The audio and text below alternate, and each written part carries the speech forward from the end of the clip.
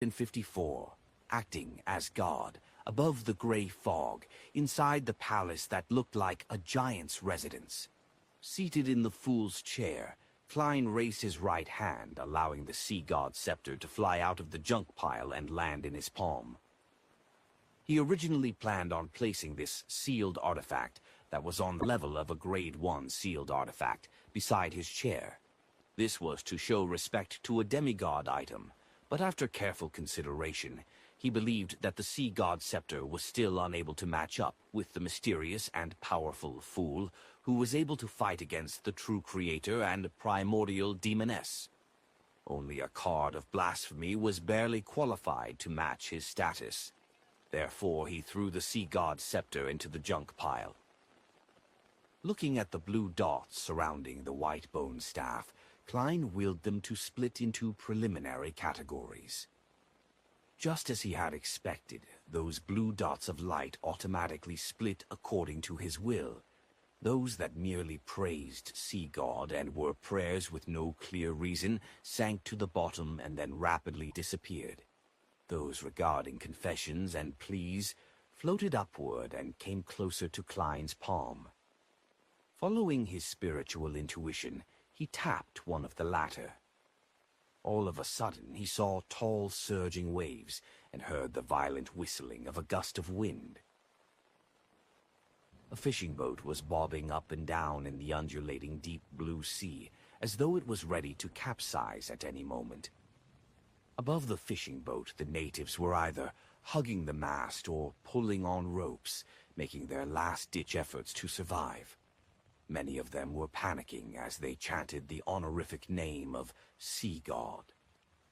Noticing that this was an ongoing prayer, Klein lifted the milky white scepter. At the tip of the scepter, the blue-colored gems emitted a halo of light one after another before they connected into one and shone onto the scene.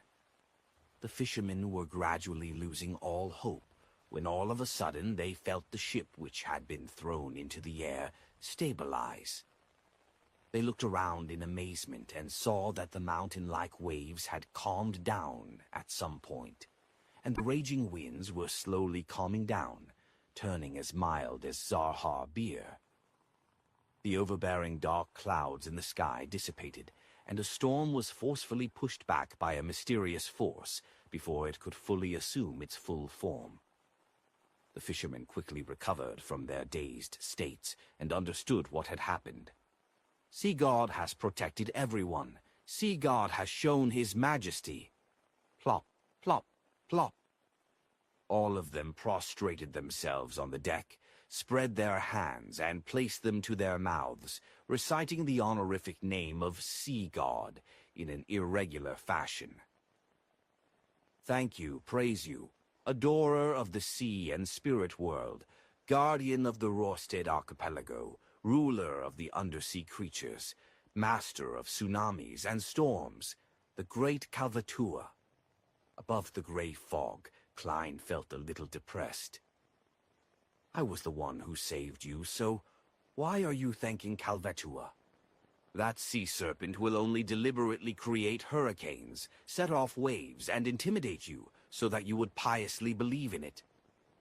Klein fell silent for 2 seconds, then he suddenly burst out laughing.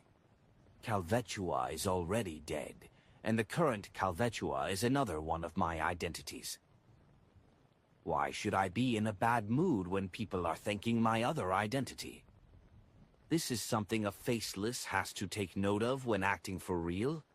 To fully immerse oneself in the role, treating all emotions one receives as their own, but also never forgetting who they really are. This is difficult to accomplish. Failure to pay attention to it can result in an abnormal state of mind. And once a Beyonder's state of mind becomes abnormal, they won't be far from losing control. After thinking for a while, Klein let out a sigh and chuckled to himself. Why, Sky, acting the role of Sea God has been quite rewarding after all. Although such acting doesn't provide feedback due to the gray fog's screening and isolation, nor does it facilitate the digestion of the faceless potion. It can provide me with experience and lessons, helping me figure out a safer and more effective way of acting. Wrapping up his thoughts, Klein spread his spirituality to another point of light. This time, the plea came from under a bridge. A woman with tattered clothes and a festering body was leaning against a corner, mumbling the honorific name of Sea God as she made her final confession. Through her descriptions, Klein seemed to have witnessed her short life. She was a native woman whose parents believed in Sea God. As a result, she inherited the faith of Sea God. In the first decade or so, her father worked as a miner, repairing roads and laying the rails, while her mother focused on temporary jobs, sewing, doing laundry, helping out at the docks, and occasionally working as a street girl. Only then did the family barely survive. An abrupt change occurred 2 years ago. Her father had died during a road repair accident, and the Rorstead Railroad Company had offered only a pittance of compensation. This pushed the family onto a path of no return.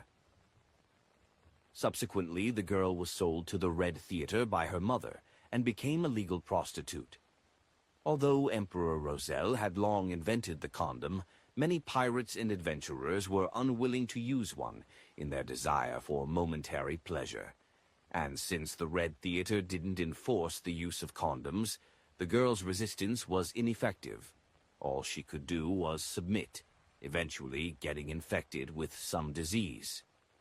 The manager of the Red Theater had tried to provide her some simple treatment, but seeing that she wasn't getting any better, she was chased out because the cost of the follow-up treatment was obviously much higher than the cost of buying another girl. Not only was the ill girl unable to find a new job, but she didn't even have the money to rent a house. Her mother and younger siblings had long since disappeared, perhaps already dead or abducted to become slaves. The girl became a tramp and lived under the bridge. She managed to survive for some time thanks to the food and free medicine provided by charity organizations.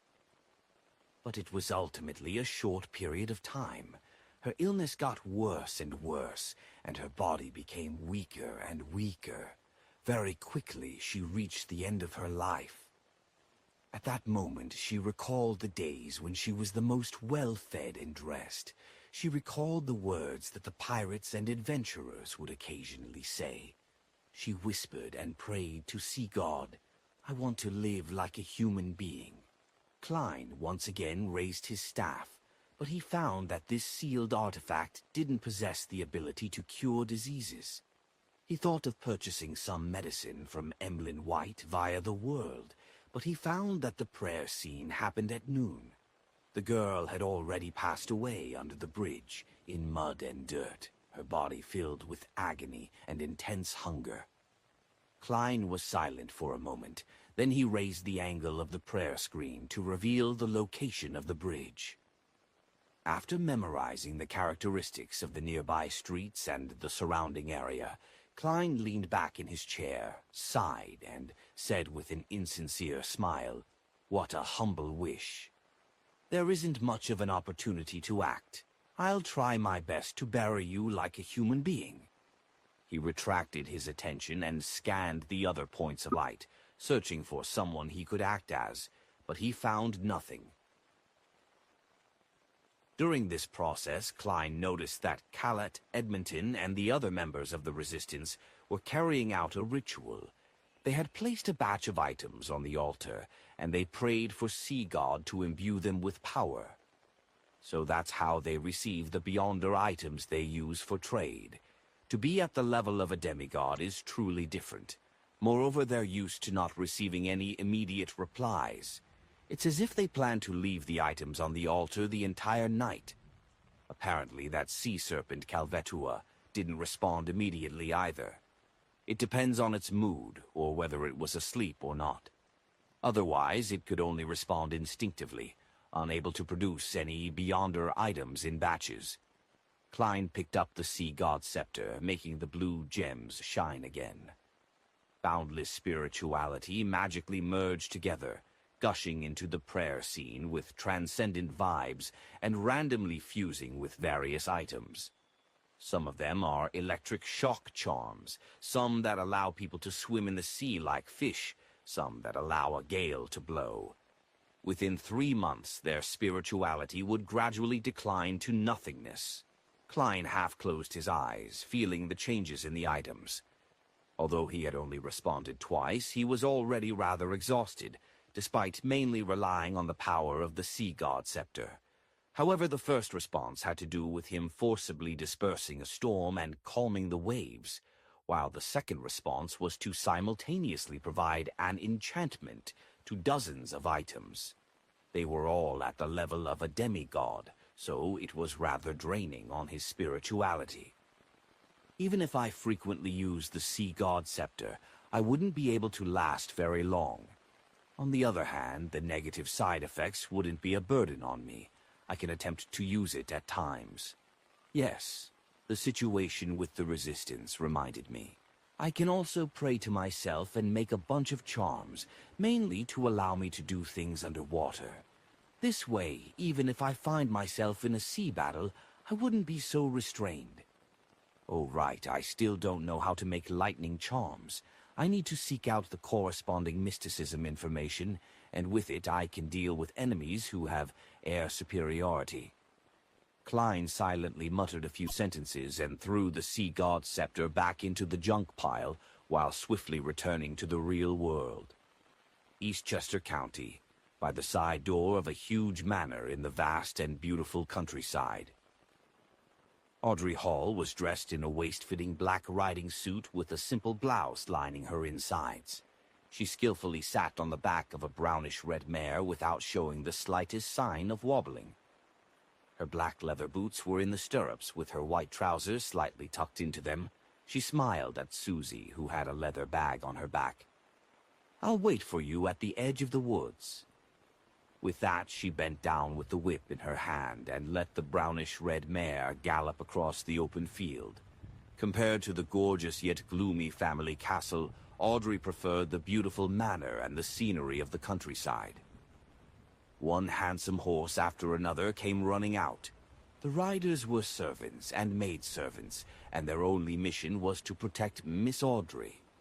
Susie was also running happily, a feeling she couldn't experience in Backland. Moreover, she and Audrey would have a little adventure today, and that was exploring an ancient tower in the forest that had collapsed a long time ago. The valuable items there had long been taken away, but there had never been any accidents that happened there. It was a perfect place for an inexperienced person to practice her various abilities. The only problem was that it would be dark in 2 hours, and there might not be enough time. Chapter 5, 155, The Message, late at night. Eastchester County was still cold in January, with snow often piling up. The branches and leaves of the trees were withered, with beasts hiding themselves, making it appear lifeless. Audrey led Susie around the ancient tower several times, while surrounded by her attendants and maidservants, but they found nothing. There were only piles of gray bricks and rotten wood, and in the gaps there were weeds and the corpses of tiny critters. Audrey had thought she could find some murals on the wreckage of the walls, allowing her to decipher the origins of the ancient tower and use the appearance of wild beasts to secretly practice her beyonder skills such as awe, frenzy, placate, but she was only left very disappointed. This isn't a tiny adventure, it's just a stroll on horseback. She pursed her lips, held her whip, and walked to her horse. Unwilling to resign herself to this, she asked the attendants and maidservants around her when she had traveled half the distance, "Are there any legends of monsters nearby?" Half of the attendants had followed her from Backlund to the family castle before coming to this manor. The other half were locals and were usually busy in the manor. There was no doubt that Audrey was asking the latter. The reason why she had come to this manor was because, historically, there was a folk tradition of worshipping dragons in the surrounding areas. A young attendant secretly shot a glance at his noble and beautiful mistress. He mustered his courage, took 2 steps forward, and bowed while saying, "Deep in this forest there are many fearsome wild beasts. Every year hunters die there, but no one has ever encountered a monster before. It's just like the situation described in an old folk song that goes around this place." He recounted the folk song, and the general meaning was, "Monsters are in your dreams. Dragons are in your dreams. The great imagined palace floating in the air is also in your dreams. There is the place where you will have everything all the way until you wake up. Curious children, brave adventurers, go and find the dragon in your dreams." The attendant deliberately left out the last line because he might be misunderstood as being sarcastic to Miss Audrey. A dragon in a dream. The great palace that is imagined and floating in the air is also in a dream. Audrey carefully pondered for a few seconds before she suddenly felt that this ancient folk song wasn't completely meaningless. According to the information about dragons that she'd bought from Little Sun, the dragon of imagination, Ankervelt, had actually imagined a floating city with massive temple pillars supporting a towering palace complex. The name of the city was Liveside, meaning the City of Miracles. In dreams, the spectator pathway comes under the mind dragons, involving the conscious, subconscious, the sea of collective subconscious, and the sky of spirituality. No matter how you look at it, it certainly involves the dream domain. Perhaps this ancient folk song really is pointing to something. Could Liveside really exist in the sea of collective subconscious, in dreams? But a dream is purely in the mind. Many thoughts flashed through Audrey's mind. Even when she returned to the manor, she was still unable to come up with a clear train of thought. Entering the room, she glanced at Susie, suddenly having the urge to show off. Susie doesn't know anything about dragons, so she definitely wouldn't be able to detect the peculiarities of this folk song. No, don't be arrogant. That's too superficial. And it's easy for Susie to discover that I'm hiding something. Audrey walked a few steps back and forth with her back straight, and she asked in a seemingly casual manner, "Susie, what do you think that folk song is really about?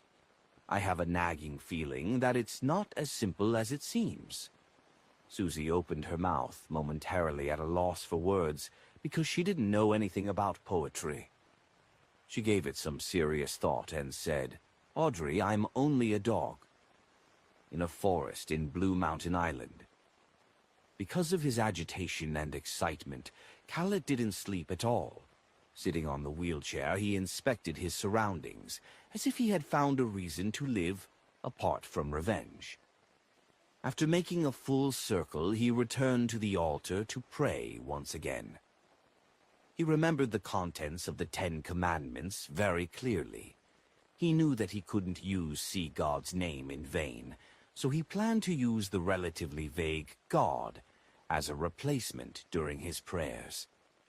When he approached the altar, his gaze suddenly turned into a stare, because the items placed on it all had an unusual aura.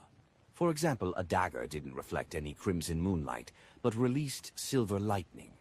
A leaf had become increasingly greener, making him feel that it was easier to breathe from a mere glance. God has bestowed his grace, this thought suddenly flashed in Khaled's mind. Up to this point, he no longer had any doubts regarding the transformation of Sea God. The sacrilegious thoughts hidden deep within him were completely dispelled. The revelation from God that previously said that he will walk the land again was an implication that he is reconstructing his image. This layer of meaning goes very deep, and we actually failed to interpret it before. Khaled slowly took in a deep breath and propped himself up with his hands before solemnly prostrating himself before the great sea god. Soon, he returned to his wheelchair and headed for the residence of the High Priest, Edmonton, and the others. He couldn't wait to tell his companions about what had just happened, to share with them the grace of God.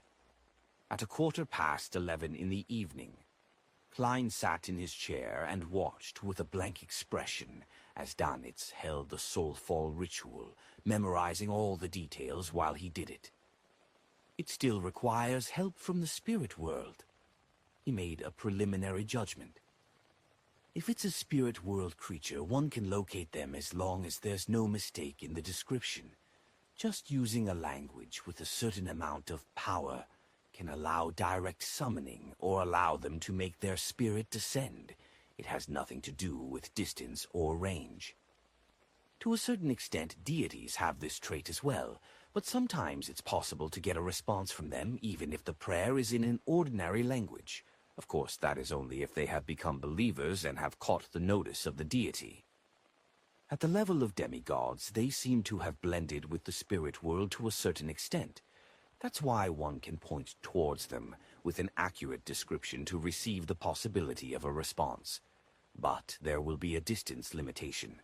Once it's beyond a range, they wouldn't be able to receive the signal. Sea God Calvetua is an example. Vice Admiral Iceberg is considered a powerful mid-sequence beyonder. To achieve something like this, relying on herself isn't sufficient. She needs to use the aid of a corresponding deity, and use a precise and unambiguous description. Furthermore, there are restrictions on distance and range. The moment Klein finished organizing his thoughts, the various items on the altar began to float up, with the exception of the 3 candles. Danitz shuddered uncontrollably, his expression turning cold. Very soon he let out the female voice of Vice Admiral Iceberg. "Good evening." Her tone seemed to contain the anger of being woken up. Klein felt that Danitz's entire person had turned feminine. He hesitated for a moment and said, "I have a way to find Admiral of Blood." "What?" Edwina Edwards, whose spirit had possessed Danitz, already had her tone return to normal, one that usually lacked emotion. Klein said simply, "They use the latest wireless telegraphy technology. I received the frequencies and passcodes from White Shark." "Wireless telegraphy? You know such things?" Edwina appeared surprised to learn that Gehrman Sparrow, who was an expert in mysticism, would also have some general knowledge of radio communication technology. Klein politely smiled. "A little." Edwina was silent for 2 seconds, then she asked through Danitz, "Have they discovered that?" "Are you referring to whether Admiral of Blood and Company have discovered the leak of their frequencies and passcodes? In theory, they should have, since their intelligence officer, Old Quinn, has died at the hands of Mr. Hanged Man. However, wireless telegraphy hasn't reached the level of wide-scale adoption yet, so it's easy for those who use it to ignore security risks." Klein didn't respond with absolute certainty. "Perhaps, but we can try. As long as I can listen in on the frequency, there's a very high chance of finding Admiral of Blood. As sea god, even at the level of a demigod, making it difficult for me to know about matters in neighboring seas like the back of my hand, I can still control sea creatures and ask them to seek people out," Klein silently added. Edwina said thoughtfully, "I'll have Danitz help with the surveillance. You know a lot about wireless telegraphy as well." Klein grinned and said, "Okay." When the soulful ritual was over, Danitz watched Gehrman Sparrow take out a sizable piece of machinery and its corresponding accessories, with mixed emotions. "What is this?" he asked in astonishment. Klein said flatly, "Radio transceiver." Danitz turned agape as he finally forced his question out. "Where did you get it?" Klein glanced at him. "Outside." As he spoke, he tossed the manual and information on the frequencies and passcodes to Danitz, and went back to his bedroom to sleep. "Oh, so this is what he does on his frequent trips out." Danitz felt as though he had understood something. After much reading and experimenting, he finally mastered the usage of the radio transceiver and settled back into his reclining chair. He was soon snoring away. Without knowing how long he slept, he was suddenly awoken, astonished to hear rhythmic clicks. What? Denitz rolled to his feet and looked towards the source of the sound. He saw the radio transceiver in the dim room, working on its own, spitting out illusory sheets of white paper under the serene moonlight. What's this? Denitz conjured flames in his palms as he carefully inched forward. This scene reminded him of the horror stories that pirates often spoke of when they were bragging. There's a problem with the radio transceiver. It's connected to an evil spirit. Denitz decided to yell for Gehrman's Sparrow the moment he discovered anything's amiss. As he approached the radio transceiver, he saw several lines of ancient face sack on the illusory sheet of paper. Hello. I sense a familiar but unique aura, but it's about to dissipate. Hello. Denitz attempted a response. Who are you? The radio transceiver produced its clickety-clack again, spitting out a piece of white paper.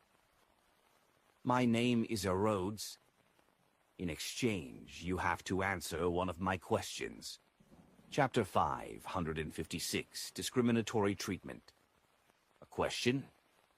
This strange radio transceiver is a little interesting. Denitz cleared his throat. You can ask, but I might not answer. You think I'm the kind of adventurer or archaeologist who ends up killing himself because of curiosity? Denitz thought with both caution and pride. It took a few seconds for the radio transceiver to produce its clickety-clack again. An illusory piece of white paper was spat out with red words on it. Do you have a secret crush on your captain? No, don't speak nonsense. Who? Who told you that? Donitz's face instantly reddened. He felt at a loss to have the secret that had been buried deep in his heart for so many years revealed so suddenly. He was embarrassed and ashamed at the same time, and subconsciously wanted to deny it. But at the same time, he was also shocked and confused as to how this matter had been discovered by an outsider. He had never told anyone, and he had kept this secret very well hidden. Denitz opened his mouth, forced a smile, and said, What a silly question, I refuse to answer. The radio transceiver produced its clickety-clack and spat out more white paper. Then let's change the question. If you really don't like her, who can endure such dry and boring lessons? Isn't that right? No, it's because I'm not strong enough to beat her, Denitz blurted out, his expression twisted. The clacking of the radio transceiver became increasingly brisker, and the words on the illusory white paper increased. A lie. Let's change the question.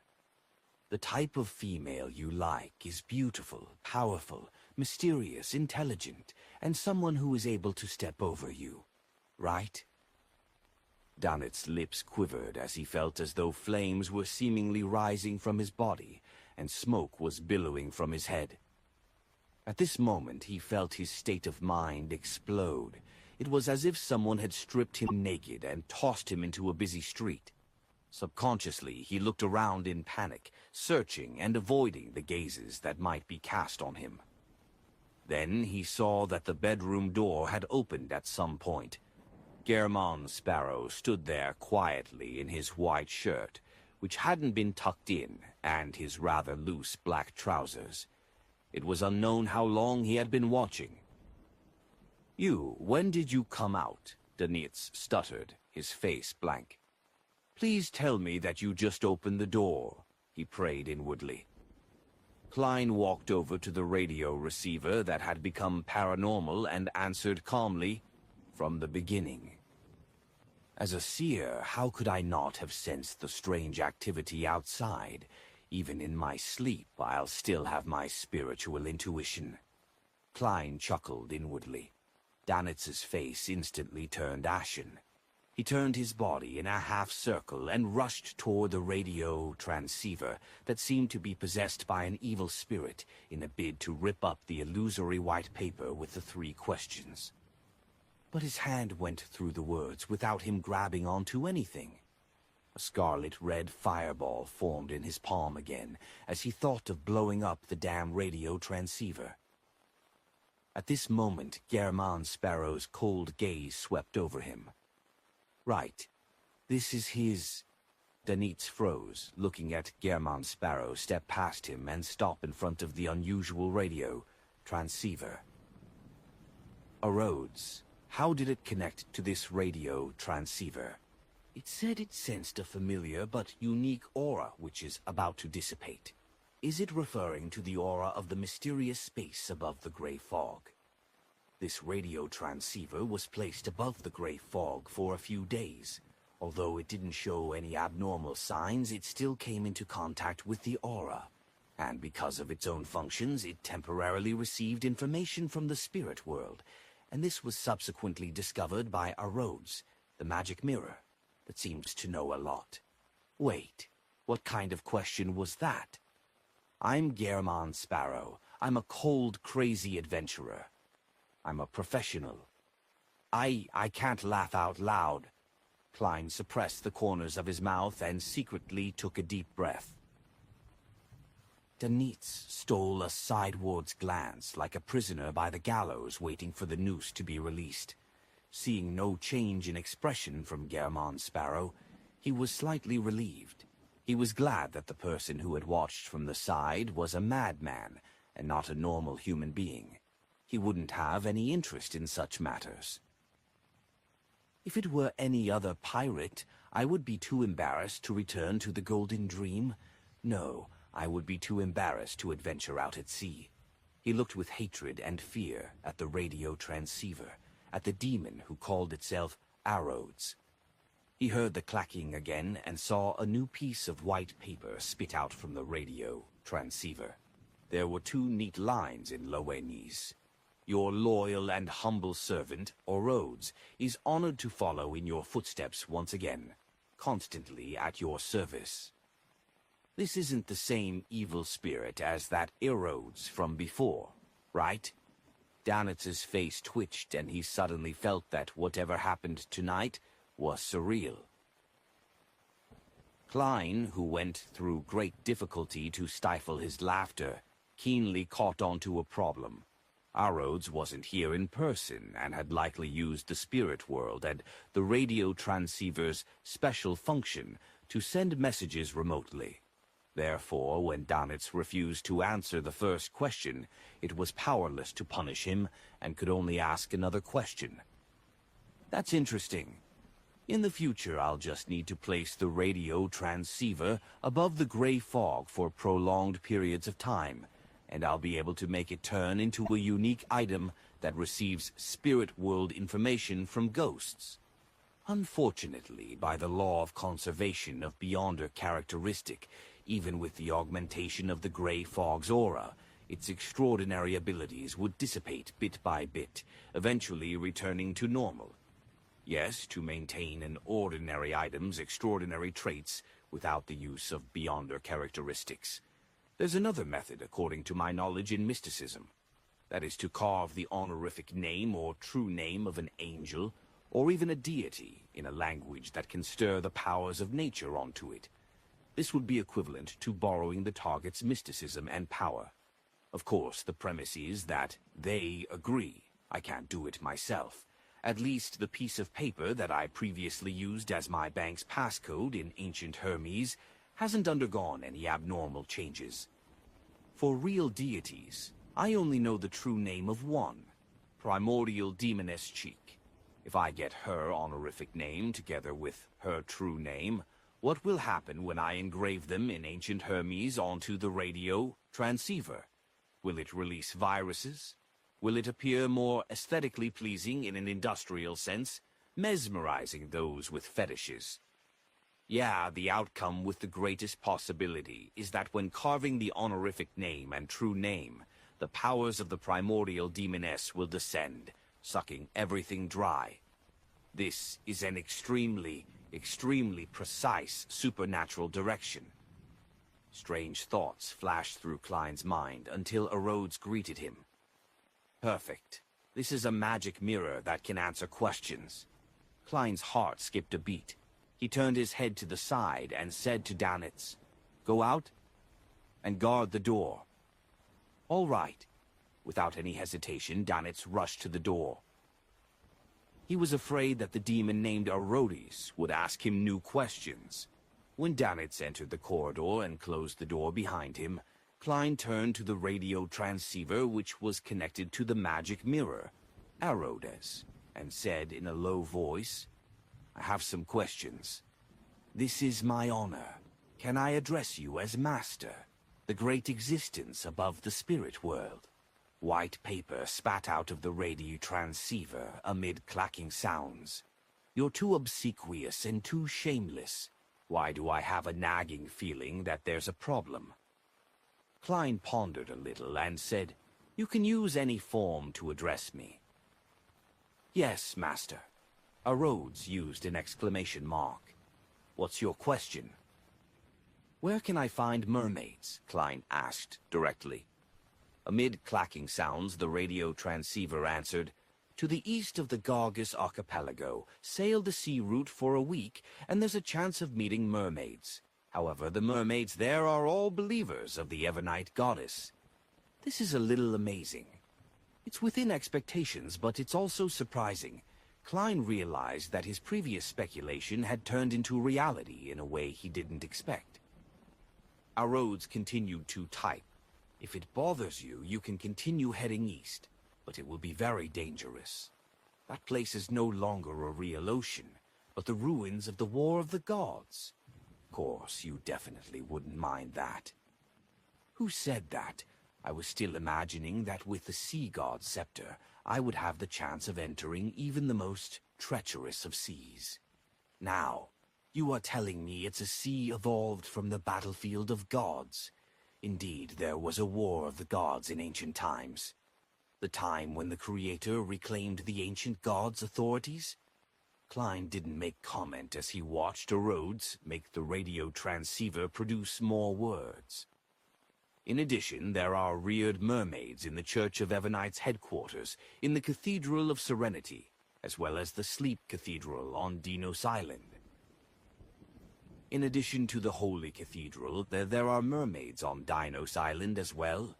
The former is too dangerous. They have Grade 0 sealed artifacts and powerhouses at the level of angels. The latter can be considered. Transform into a nighthawk or a bishop and sneak in to listen to the singing and consume the potion. That's not right. The Church rears mermaids to target faceless beyonders, so how can they not be on guard against this point? I have to think of another way." Klein was about to ask the second question when he saw a new sheet of white paper come out of the radio transceiver. "Great Master, I must abide by certain rules. You must answer a question of mine in exchange." "Answer your question?" Klein raised his eyebrows slightly and waited for Rhodes to ask the question.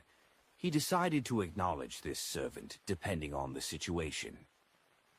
Amidst the clacking, Rhodes used words to spell out a question. "What are you planning to have for breakfast today?"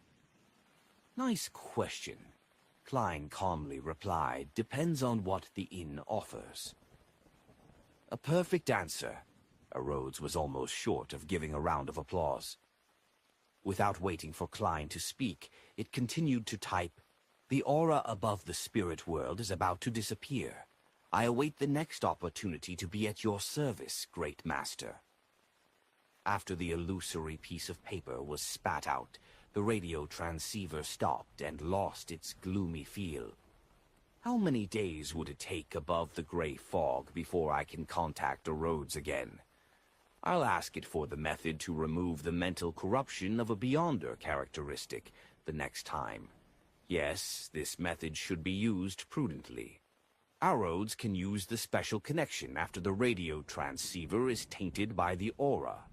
Those who are stronger and more terrifying than it might be capable of doing so as well. If I keep doing this, maybe one day I'll get a telegram from the true creator, or the primordial demoness. Klein's mind raced as he noticed the hidden risks. Chapter 5, 157, Planting a Queue on Herself, East Chester County, the Hall family manor. Audrey sat at the dressing table and lit a candle. Afterwards, she looked at herself in the mirror, across from the slightly swaying light of the fire. Her green eyes gradually became deep, making it impossible for anyone who laid eyes on them to shift their eyes away, as if even their souls wished to drown in them. "Audrey, you have to remain lucid tonight in the dream," she said to herself softly. This was a simple psychological cue. The ancient folk song she had heard at dusk had inspired her to explore her dreams and see if she could enter the sea of subconscious sea and the spiritual skies of all living things. This was an experiment that other psychiatrists had never attempted. At least there was no similar experiences in the reference materials provided by the psychology alchemists, giving oneself a psychological cue to explore their own dreams. Perhaps I might be able to find traces of a mind dragon, or even the City of Miracles Livseed. Audrey withdrew her gaze, removed Lie, which was now in the form of a ruby necklace, and placed it inside a jewelry box. She was afraid that the mystical item that amplified her emotions would affect her while in her dream and cause unnecessary harm. Therefore, she removed it in advance, out of caution. After doing all of this, Audrey subconsciously looked at her reflection in the mirror and saw little blemishes on her face. While wearing Lie, she felt that her beauty was intoxicating. "Wake up, Audrey. That's only a lie." She lifted her right palm and caressed her cheek. At that moment, she was very glad that she had chosen the name Lie for that mystical item. It kept her constantly alert. Otherwise, she feared the day that she would one day be completely dependent on it and not want to face her true self.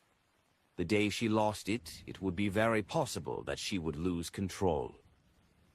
Those girls who are relatively ordinary-looking might never wish to take it off again after wearing Lie to perfect their looks. They might be willing to die to keep it on them. For a Beyonder, I can't have such a state of mind either. Audrey sighed and stood up. She walked briskly and expectantly through the warm room in her slippery silk robe, back to the soft, comfortable, and springy bed, and pulled a rope from the headboard. Her personal maidservant, Annie, entered and gently extinguished the lights. Before long, Audrey fell asleep. In the hazy world, she suddenly jolted to her senses and realized that she was dreaming. She looked around with interest and silently said to herself, "Is this what's known as lucid dreams in psychology? In mysticism, there is a similar concept. It's really effective. I relied on a simple psychological cue that I planted in myself to get a lucid dream. Audrey, you really are a genius. Tilda. No, this is mainly an application of a Beyonder power. I mustn't be arrogant." At this moment, Audrey had already figured out what the current dream was. She was walking along a dark, narrow road surrounded by a dark forest, and ahead of her was the castle with its spires. The prolonged howls of the wolves, the slow and frightening gasps, and the shrill and intermittent screams came from every direction, creating a dangerous and depressing atmosphere. I haven't gotten over the fear of Duke Negan's assassination. I'm still afraid that one day, many Beyonders would suddenly attack my father, my mother, and my brothers. Audrey dissected her dreams from the point of view of a psychiatrist. In this strangely real dream, she walked slowly toward the castle that was almost identical to the Hall family's ancestral house. As she walked, a figure suddenly jumped out of the dark forest. It was a gigantic dragon with golden scales all over its body. Its eyes were pale gold with vertical pupils, and its thick tail looked like it could sweep away everything. This dragon's facial features were exactly the same as Audrey's. When paired with its body, it gave off an indescribable feeling of strangeness and horror. Audrey jumped in fright, almost waking up from her dream. Fortunately, having been a spectator before, she was able to stabilize her emotions in time. This made her realize that she had never really forgotten how she had almost lost control back when she consumed the psychiatrist potion. Back then, her self-relief and the improvement in her mood was only superficial. The trauma had already taken root in the depths of her subconscious, and would occasionally reflect itself in her dreams. Fortunately, I discovered this today. In the future, I can try to treat this trauma in my subconscious. I'm a psychiatrist. If I continue to ignore this issue, I might lose control due to this fear when advancing to Sequence 6. Audrey examined herself carefully. As she walked and stopped, Audrey's dream kept changing in an erratic fashion.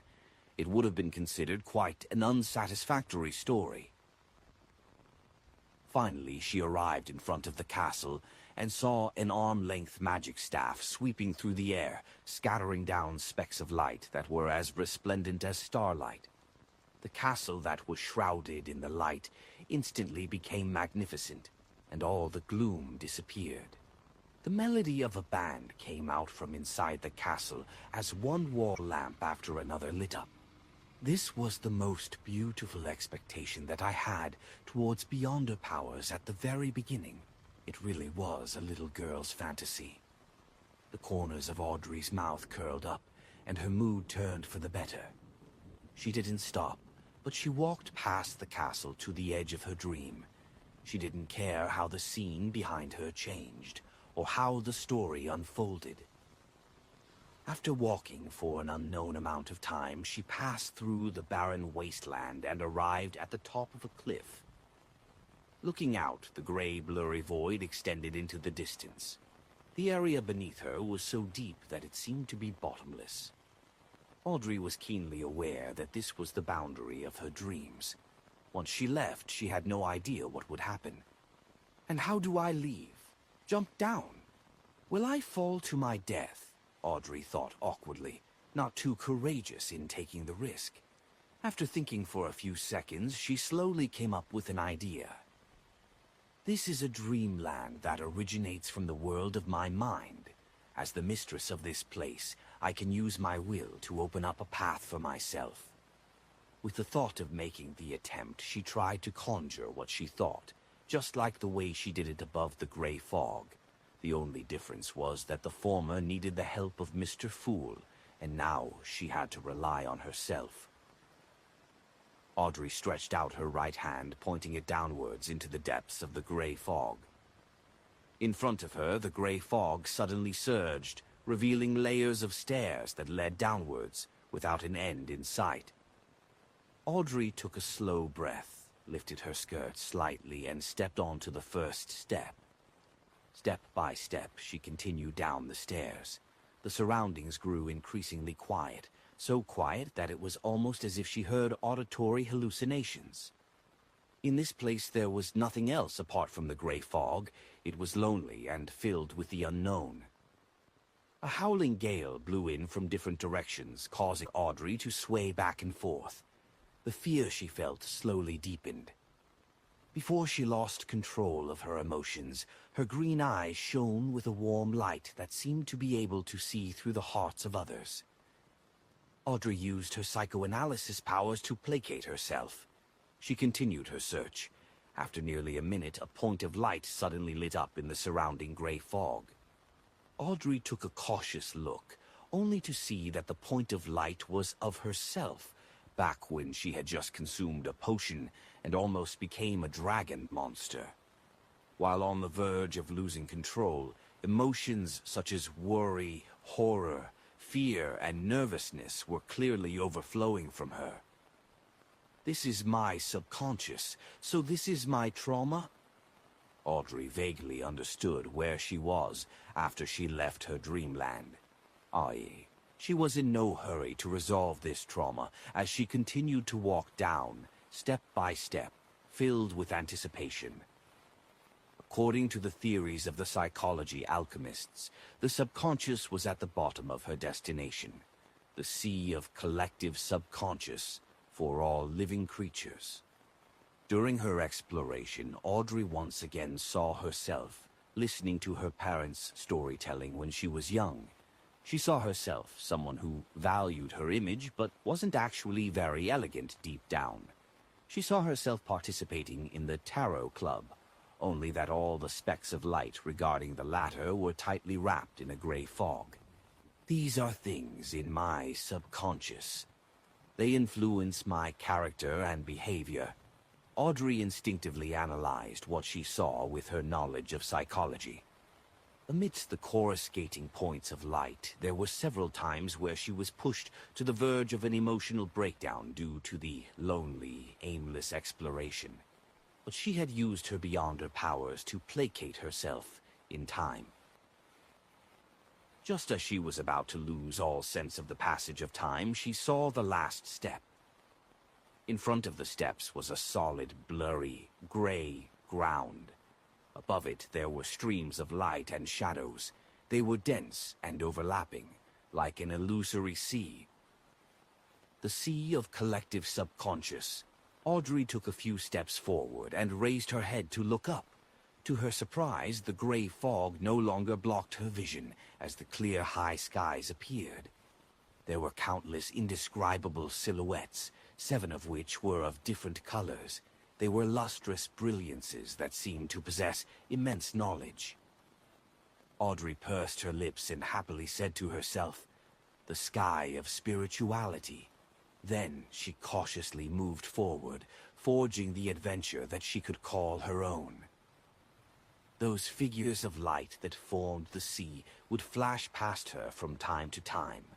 Some contained ancient memories of being burned by flames, while others bore the excruciating pain of seeing something indescribable. Apart from the imprints of the ancients from ancient times, Audrey also saw the gazes of admiration cast on her one after another, as well as the activities of the people who worshipped dragons. As she walked, she noticed a grayish-white mountain on the far left. It extended upwards until it emerged from the sea of light and shadows. The top of the mountain was shrouded in a dense fog, making the entire place seem hazy. Is that someone else's consciousness? The sea is the subconscious, and beyond the surface of the sea is the ordinary consciousness. Yes, he's dreaming. Audrey suddenly thought of a possible application of a psychiatrist. It was to move closer and climb up, directly affecting the other party's subconscious thoughts, allowing them to naturally act according to her bidding. But it should be very difficult and very dangerous. Audrey looked away, not daring to make the attempt. She clearly remembered that her purpose this time was to seek out traces of the Mind Dragon and the City of Miracles, Fleeced. Audrey passed by more than 100 other people's consciousness. Gradually, she felt exhausted. It's time to return. Instinctively, she raised her head and looked into the distance, rationally making the decision. She stood there for a long time, unwilling to leave. A shadow suddenly appeared in the air just as Audrey was about to turn around. It was a pair of 2 huge gray wings. Under the wings there was a long lizard-like monster. Its entire body was covered with huge scales that were like grayish-white stone slabs. It had 4 thick and powerful legs, seemingly bathing in the sunlight that didn't exist, as it flickered in what seemed like the afterglow of the setting sun. The monster flew over. Its eyes were pale gold, with its pupils vertical, looking cold and arrogant. Its grand and epic figure quickly disappeared into the sea of the subconscious of all living beings. Dragon, a mind dragon. Audrey jumped on the spot and looked around, afraid of others noticing her inelegant behavior. She paced around excitedly, feeling very satisfied with her adventure. Indeed, the tradition of dragon worship here isn't without an origin. In their subconscious there lives a mind dragon. Audrey resisted the urge to praise herself and had decided to return immediately and wake up from the dream. She didn't have the urge to continue her exploration, as she wasn't prepared for it at all. She was going to consult Mr. Fool, Mr. Hanged Man, and the others at the Tarot Club next week, in the hope of receiving some advice. Audrey returned the way she came, entering the mountain formed by her consciousness. Then she woke herself up and successfully escaped from the dream. At that moment, Donitz was also permitted to return to his room. He glanced at Germán Sparrow and said with an embarrassed smile, "You won't tell anyone what you just saw, will you?" Chapter 5, 158. Search for Abnormalities. Klein didn't answer with yes or no. Instead, he stopped walking towards his bedroom and flatly said, "That was a question." Right, a question. That was a slanderous question with no basis. Besides, I also gave a negative answer, Donitz responded with delight, and had emphasized that he had never admitted to it. Klein gently nodded his head. "I will clarify this with your captain." "Clarify?" Donitz stared. Then he half opened his mouth, his expression twisted. He was also considered a somewhat knowledgeable person, so he stopped explaining and arguing, and he forced a smile. "Is there anything I can do for you?" Klein took a deep breath and used his clown powers to control his facial expression. "Monitor it well." "Yes, all right," Donitz quickly agreed. Why? Seeing Germán Sparrow turn around and walk to the bedroom's entrance, he couldn't help but ask, "You're not going to clarify this with Captain, right?" Klein twisted the handle and replied expressionlessly, "Monitor it well." After he finished speaking, he pushed open the door and entered the room. Before he could widen his mouth into a laugh, he closed the door behind him. The next morning, after breakfast, Klein put on a pair of pantaloons, a thick brown jacket, and a cap. He changed his appearance and went out, leaving Donitz alone in the room to watch the radio transceiver. Along the way, Klein changed his appearance again, making himself look more like a native. He found a special store, bought a pair of linen gloves, a shroud, and a body bag. Then, according to the surroundings he had previously witnessed, he scanned the area around him for landmarks before finding the bridge and the girl who had died amid the mud in a corner. As it was still winter, the weather wasn't too hot, and there were no obvious signs of decay from the corpse, but the festering skin and the stench still made Klein instinctively nauseous. He didn't immediately come to bury the girl who wanted to live like a human being last night due to the recent events. Byam was under strict curfews at night, as well as the fact that the cemetery didn't open until dawn. Pulling out a small metal bottle, Klein poured some Kieleg oil onto his hand and rubbed it at the tip of his nose. "Oh!" A choking sensation invaded his mind. The smell of peppermint mixed with disinfectant filled his olfactory senses, making him sober as if he had just fallen into a sea of floating ice. He was no longer affected by any other smells. Putting away the metal bottle, Klein put on his gloves, took a few steps forward, and crouched next to the female corpse. He unwrapped the shroud and began to gently move the corpse into the body bag. Carrying the bag over his shoulder, he deliberately walked through the most bustling streets of Byam until he reached the outskirts of the city. Along the narrow road where horse carriages couldn't pass, he scaled a mountain to its mountainside. There was a cemetery specially prepared by the Church of Storms and the Governor General's office for the natives. As for foreigners, such as businessmen, adventurers, people from Lone, Intis, and Feinapotter, who had settled down here, they had their cemetery situated on the opposite side of Byam, on a flat and soothing plain, with forests backing them. Klein climbed higher and higher, and entered the unnamed cemetery, where he found the gravekeeper dozing off. How do you want to bury him? The gravekeeper pointed at the body bag. If you want to do it for free, you have to wait a few days until the corpses in the morgue accumulate to a certain amount. Then they'll be cremated together and buried in the same grave. Of course, there will be priests who will do a send-off for the souls of the dead in advance. 5 soli, and he will have an urn and a niche he can call his own. 2 pounds, he'll get an urn and a grave with a tombstone. If you don't want him cremated, you'll need a coffin. You can pick one over there. They're priced differently based on the type of wood.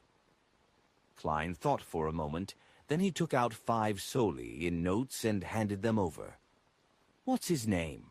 The gravekeeper counted the notes, picked up a fountain pen, and asked with a good attitude. He didn't actually know how to write words, he just wanted to draw symbols to help him remember. Klein paused for a second and said, Boordi. Boordi. The gravekeeper repeated it in a low voice and drew a symbol. Without looking up, he continued, She can have an epitaph on the niche. Boordi was a typical female name in the Rorstead archipelago. Therefore, the gravekeeper no longer mistook her gender. Klein remained silent for a few seconds, then he said in a low voice, She is a human being. She is a human being? What a strange epitaph. The gravekeeper muttered, Do you have a picture? I know you don't. Before he could finish his words, he saw the other party hand over a photo. It was a portrait that Klein had drawn using a ritual. It perfectly reproduced the girl's looks before she fell ill. In order to not be suspected, he used the corresponding type of paper and some technique to make the portrait look like a real photograph. The gravekeeper was surprised, but didn't say anything. He quickly took the information and carried the body bag to the hut where the priests resided with Klein. After the send-off and cremation, as well as the storing of ashes into an urn, the photograph was pasted on, and an epitaph was engraved, putting an end to the entire matter. Klein took a deep look before turning around to leave the cemetery. As he walked down the mountain path, he saw Bayam in its entirety. The sea was pale blue, nearing the color of green.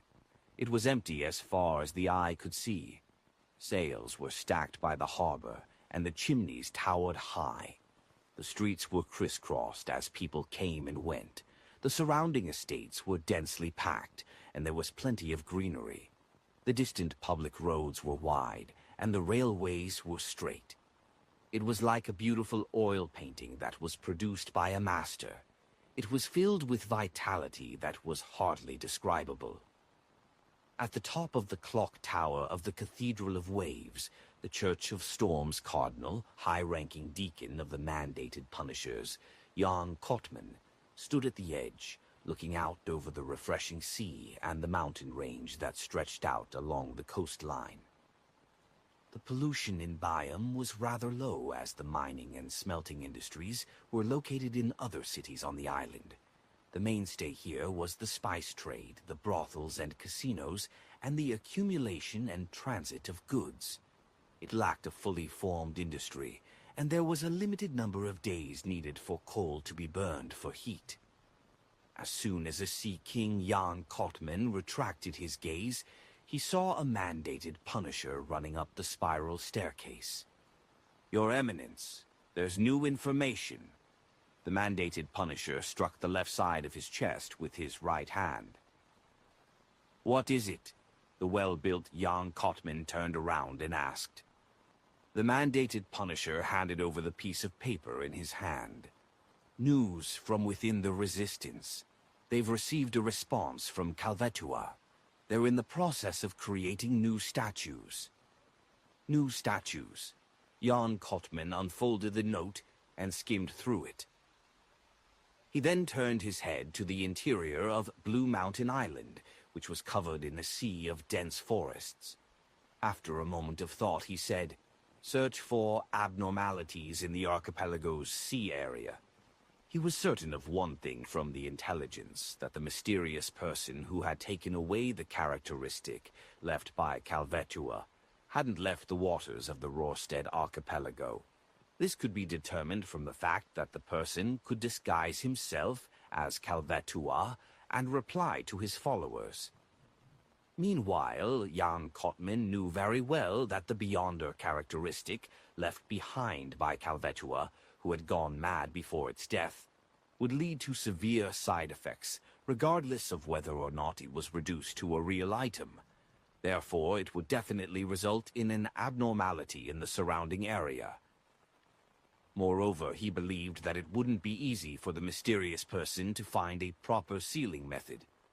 Even if he had found it, there was no way he could control the effects when responding, hence exposing the problem.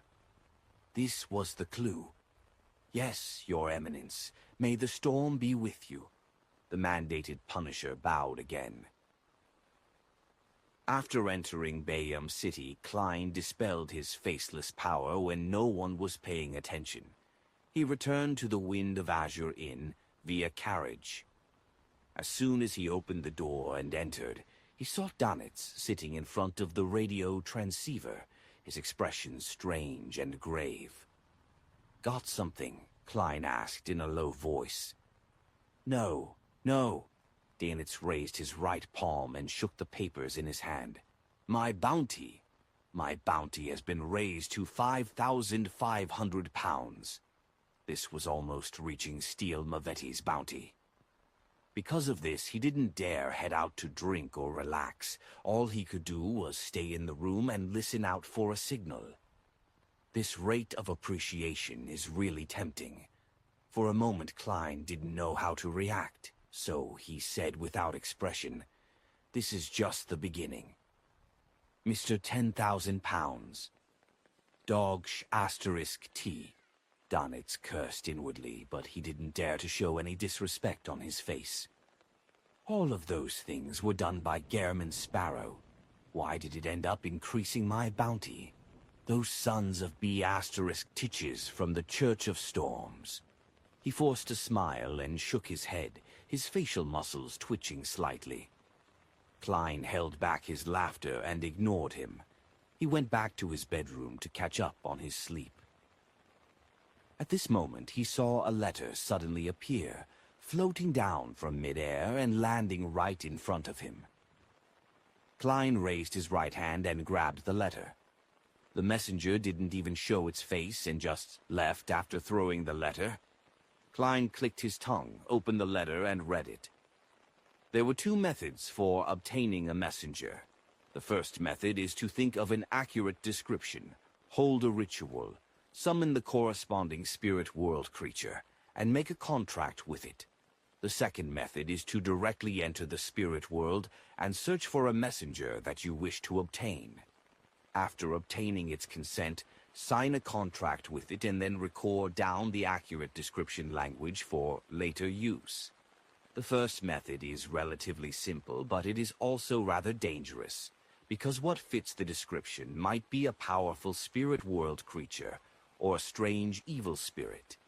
Every time you summon it, you cannot be completely sure what you will attract, and this is a risk that is hard to divine in advance. The danger of the second method is that it isn't easy to find the appropriate messenger, and there's a risk of getting lost in the spirit world. Unless you're a traveler. Otherwise, I do not suggest the second method. For the first method, I can provide you a description that has been tested and verified. As long as the process is done accurately, the level of danger will be rather low. But it might not satisfy you. Also, the contract needs to use powers in the undead domain. You can use my copper whistle to provide for that. The format includes the following paragraphs. Of course, if you don't mind, I can transfer a messenger to you as a gift and have it sign a contract with you. Transfer it to me as a gift? It's no wonder that the messenger didn't even dare show its face, Klein thought in enlightenment. Considering that he had used the previous messenger as a shield and was unfortunately finished off by Mr. A, causing the later messengers to become increasingly rude to him, He inwardly declined the offer. Use the first or second method. The first method is prone to error. I might even summon a candidate messenger and get beaten up. A commonly used description isn't unique enough, making the messenger's strength worrying. The second method, I'm not afraid of getting lost, since I'm able to instantly return above the gray fog. Furthermore, in my spirit-body state, I can use the Sea God's Scepter. The spirit world creatures aren't afraid of having their blood drained either. Yes, I have to do it outside the archipelago, otherwise I'll be affected by the prayers. Klein quickly came to a decision. Chapter 5, 159, Meeting on the Way. With that idea in mind, Klein immediately began making preparations. It was to explore the spirit world and select a suitable target to become a messenger. After he left the Rorstead archipelago and its surrounding sea, he could bring the Sea God's Scepter along with him to reason with the target and convince them to become his messenger. Once I find myself lost or in a dangerous situation, I would immediately halt the summoning and return above the gray fog. There's basically no risk. Klein thought for a few seconds, then he locked the door and began the ritual of summoning himself. At the end of the ritual, he quickly arrived above the gray fog, but he was in no hurry to respond to himself. Instead, he sat down and let the Sea God's Scepter fly out from the junk pile and land on his palm. He intended to scan the prayers of the believers as per routine for anything to respond to. During this process, Klein discovered that some of the prayers were actually quite interesting because humans could deceive friends and relatives, but it was difficult to keep their truest thoughts when confessing or praying to the gods. At most, they would modify the truth to make them look less bad. A mixed blood who had clearly changed his faith to the Lord of Storms had already reached the middle ranks of the Biome Police Department, but in his confession he tried hard to portray his behavior as a plan of burdening himself to carry out a mission. For the sake of a brighter future for his kinsmen, he could only confess to God in misery, hoping that he would protect him, so that he could climb up the ranks in the police system as a believer of the Lord of Storms. Although his words sounded flawless, the fluctuations in his thoughts and emotions during his confession were clearly displayed in the prayer scene. It was something that couldn't be hidden. Trying to deceive God while you are deceiving yourself. If it were a gigantic sea serpent like Calvatua, who lacked intelligence, it might have believed you. Should I give him a lightning bolt or 10 wind blades? Yes, it's pretty impressive to have a mixed blood rise up to the ranks of senior inspector. I'll keep him. There are benefits to having a snitch. Klein raised his sea god's staff, making one of the blue gems glow. The light poured into the scene and imperceptibly seeped into the senior inspector named Bulaya. This wasn't a curse, nor was it a cue. It was a mark of divinity that almost no one could discover. Simply put, it's a unilateral way for me to keep tabs on you, Klein silently added inwardly. He continued browsing and saw a young believer with slightly curly bronze hair praying for a man named Zhang Mo to be caught in a storm and buried at sea. He claimed that Zhang Mo wasn't pious enough, but the truth was that, as a competing fisherman, Zhang Mo was always able to harvest more fish than he did. What kind of nonsense prayers are these? The human heart sure is hard to fathom. Klein frowned and mumbled to himself. Then he had a vague idea. For a faceless to engage in real acting, it not only requires a flawless performance in terms of external appearances and habitual actions, but it also needs to maintain the core personality. Not many changes are allowed. As for personality, every person is different, so there must be a difference to a certain degree. By browsing the prayers of my believers, it's equivalent to me realizing different kinds of personalities and mental states without going through the trouble. When talking about the many masks we wear, it's not only about looks. This will be rather important for my subsequent acting as a faceless. It can save me time from figuring things out through accumulated experiences. Klein increasingly felt that acting as Sea God was very beneficial towards him. When you are acting the role of a demigod, even if you don't get any feedback, you will still definitely get some considerable benefits. This is a way of gaining experience of being someone of a higher level. Klein perked up, no longer being perfunctory about skimming through the prayer scenes. After quickly browsing through one scene after another, his gaze stopped at a merchant named Ralph. The businessman praised the miracle of the reappearance of the sea god, and he had indicated that he planned to offer a third of his fortune, worth 20,000 pounds, to the resistance, half for military expenses and half for the reconstruction of God's statue. Actually, there's no need to go through all that trouble. Just directly offer it to me, Klein muttered half-jokingly. He thought for a moment, and then he conjured a background of waves and storms with heavy rain and lightning falling together. He responded in a low voice, "You have honored my name by helping your compatriots and companions. The young lambs need help, food, and education." He intended to get Ralph to set up a charity fund with the 20,000 pounds, and to seek donations widely from the community to make up for the damage, create a consensus, and help to provide local children with food, clothing, and education under the pretext of governance. As for the military expenditures of the resistance, Klein understood that in a world with beyonder powers, it was very difficult to rely solely on the opposition from the natives of the colony to succeed. Therefore, they needed the help of foreign countries like Fleeced and Intis. Funding was undoubtedly needed.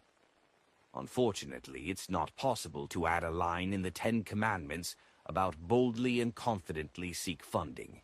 That would damage the image of Sea God. The resistance shouldn't be thinking about annihilating the garrison troops. They should just focus on destroying the transportation infrastructure and make it more difficult for the Governor General's office to rule, so as to initiate talks. As a keyboard warrior, Klein wasn't lacking in ideas in such areas. He quickly restrained his wandering thoughts and made a divination to see if it was dangerous exploring the spirit world today. After obtaining the revelation that it wasn't considered dangerous, Klein took the Dark Emperor card, naturally changed his image, and stepped into the Door of Summoning.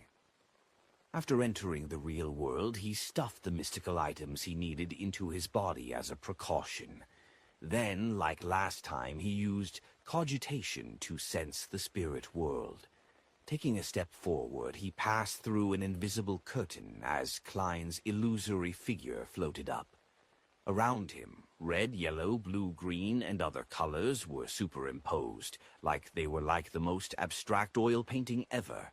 The concept of direction that humans were used to could no longer be used here. If one used the old means of distinguishing direction and one's location, they would definitely find themselves lost. Klein roamed carefully and casually, sometimes seeing a yellow sun like a child's sketch, sometimes brushing past an incorporeal river that flowed quietly. There was also a flat woman with her upper body naked, and a face resembling a smiling moon, a canoe with its end upturned, a tangled ball of thread, and a serpentine staircase leading to the 7 pure lights. In this extremely chaotic world, other than spirit world creatures, all kinds of information existed as abstract symbols. Thus, what one received from a divination process would only be a revelation that required one to interpret it on their own. As for those symbols, there was a chance that they would come to life and become incorporeal monsters. This was the spirit world that couldn't be understood and viewed with common human knowledge. The last time he came in, he had easily discovered spirit world creatures, and he had noticed the creepy gazes from unknown locations that made his hair stand on end. there was the headless woman who carried 4 heads, a round eye with clear blacks and whites, and a giant jellyfish with a skull attached to each tentacle. He had easily encountered all of them back then. But this time he failed to see a single spirit world creature, despite roaming for so long. Even the indescribable figures in the distance had disappeared, as if they had hidden themselves. "It can't be that you're afraid of being my messenger, can it? Yes, I entered the spirit world in the form of a soul body. Perhaps the thoughts in my mind will appear in a special, formless manner here, turning into hidden symbols that interact with the spirit world. This, then, naturally affects my path options." Klein was puzzled, but he couldn't find the reason. All sorts of thoughts flashed through his mind when his body suddenly sank down and he fell freely. After a while, Klein could only see the vivid superposition of the colors and the various symbols that took physical form. What's going on? He began to consider whether he should write to Mr. Azik and ask him about it, or to throw the radio transceiver above the gray fog and get it tainted with the aura, so that he could contact the magic mirror, Arodes. While floating, Klein's heart suddenly palpitated as he quickly dodged to the side. A tinge of yellow and green flashed across his eyes as a giant foot that was large enough to squash his entire body landed, stepping into the interlaced red and blue color spots. Above the sole of the foot was a long, festering leg covered in a yellowish-green liquid. The leg was over 3 meters long, and above it was a huge body that was wrapped in corpse oil bandages. Amidst the solidified aura in the area, the 2 legs that were filled with yellow-green pus alternated as they rose up. Carrying a body that was difficult to discern, the legs quickly disappeared into the depths of the spirit world. Klein stood at a distance, not daring to make a sound. Finally, he confirmed that he was fine as he grimaced and thought, "The spirit world is really scary. You can accidentally encounter a powerhouse just passing by. A powerhouse among the spirit world creatures?" Klein shook his head and continued his search. At that moment, he had no idea where in the spirit world he had wandered to. After drifting for a while, he finally found some traces of spirit world creatures.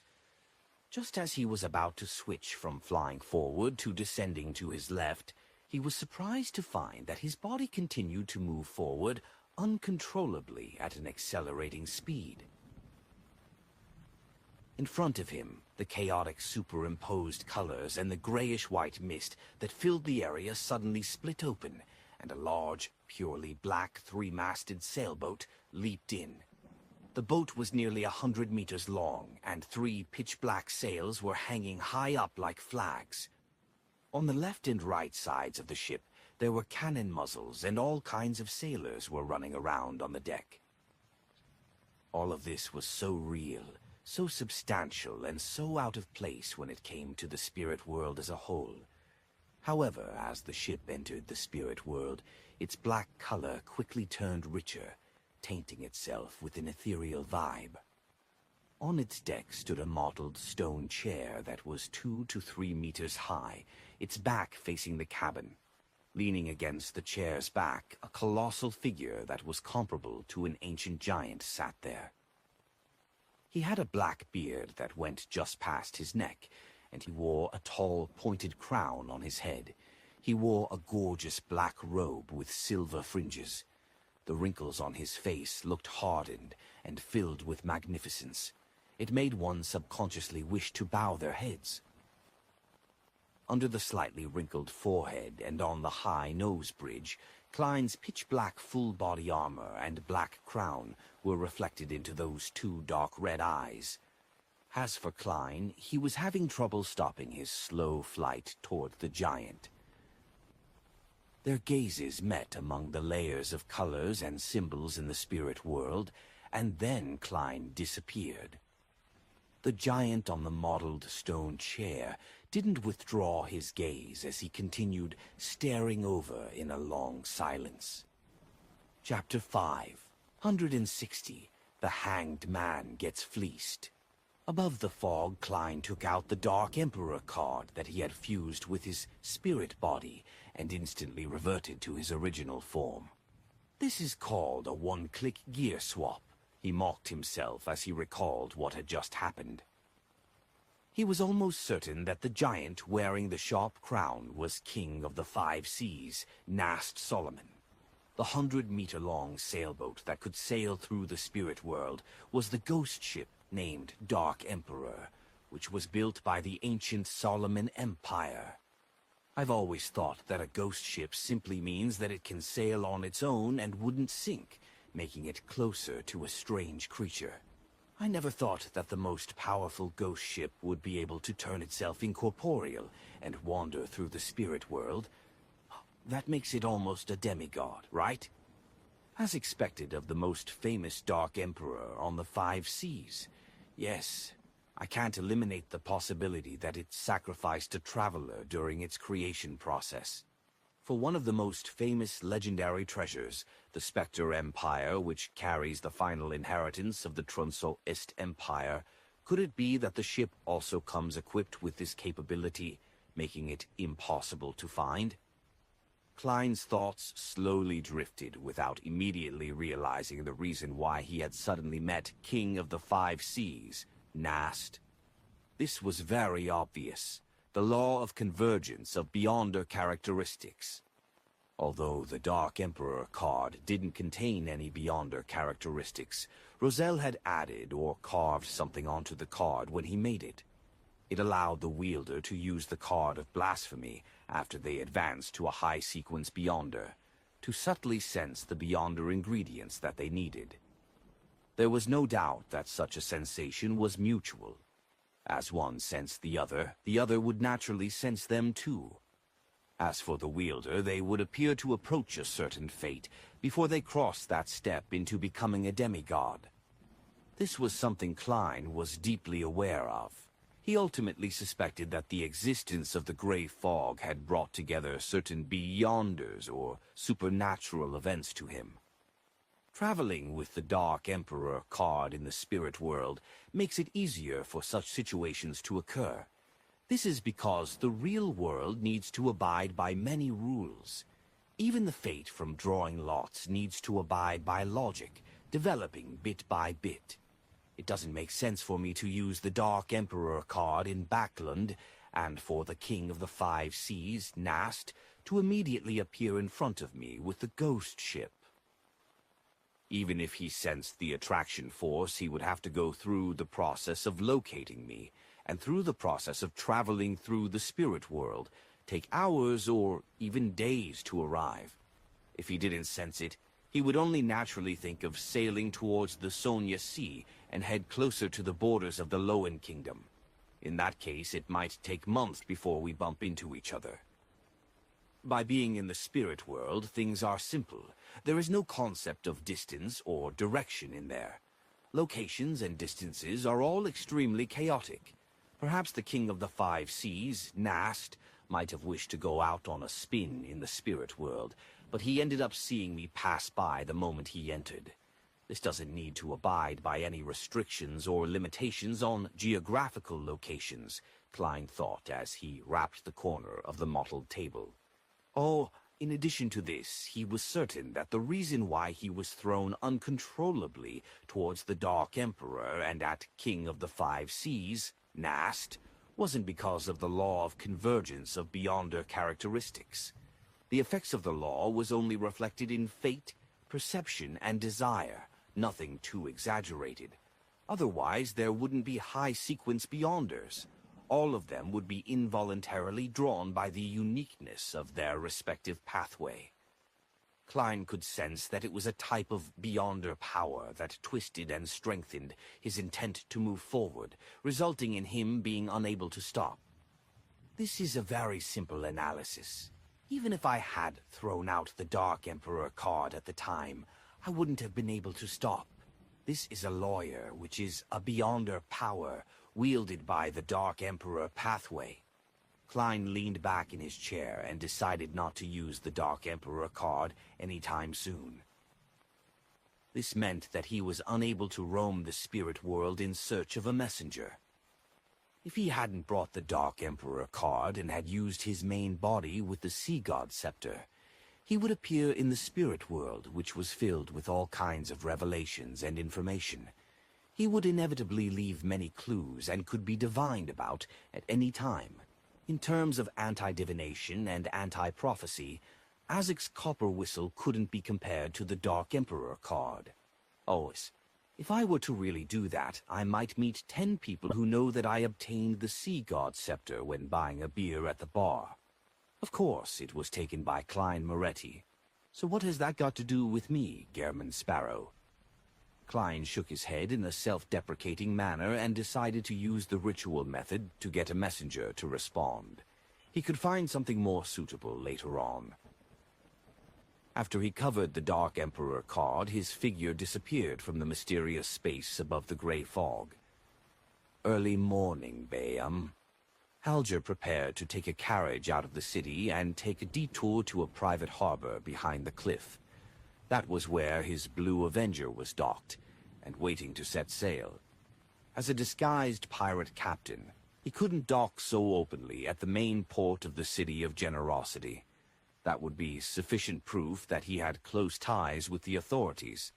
It was the same with the other pirates who had to consider their berth in advance before coming to Bayam to sell their loot or gain enjoyment.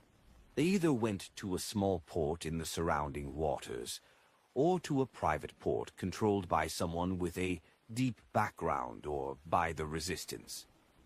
Finally, there are no more missions. I can go out to sea again. I need to first obtain a mystical item that can increase my strength and also square my accounts. After that, I'll head to the primitive island and hunt for the Blue Shadow Falcon, allowing me to advance to Sequence 6 as quickly as possible. Alger was about to walk towards a rental carriage when he unexpectedly saw a familiar figure. The former pirate merchant Ralph walked out of the carriage with a ruddy face and looked towards the Governor-General's office that wasn't far away.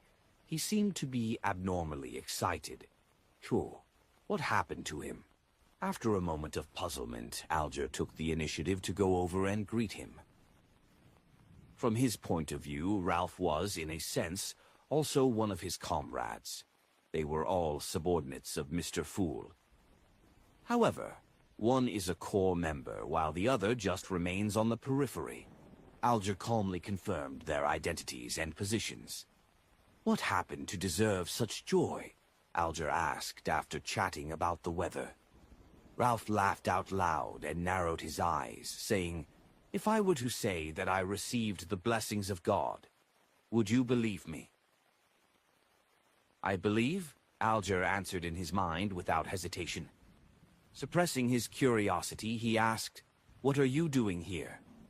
Ralph was about to answer when his eyes suddenly lit up. He looked around, and after confirming that there was no one around him, he said in a deep voice, "Didn't you say that you also believe in God?" In order to befriend him, Alger had lied, saying that his faith lay with Sea God, Calvetua. In any case, this was common among pirates, so it wouldn't arouse suspicion. At sea, the weather was usually more frightening than any enemy, so most pirates, adventurers, ship crew, and sailors had great respect for gods who controlled similar fields, believing in them to a certain extent. Of course. This time, Alger's answer was firmer than ever. This was because he knew that the sea god that the other party believed in was the embodiment of Mr. Fool.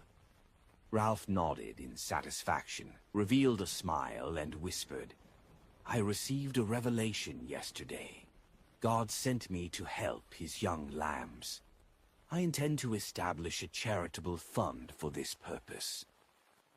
This is the will of God. As his believer, I think you would be happy to provide some assistance." He held out his right hand and waited for the donation. Alger's expression stiffened, and he was momentarily unsure of how to respond.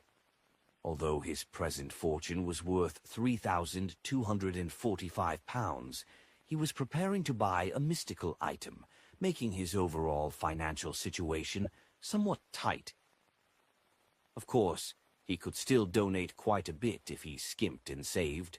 If the sea god was still Calvetua, Alger, who claimed to be a believer, wouldn't have hesitated to find an excuse.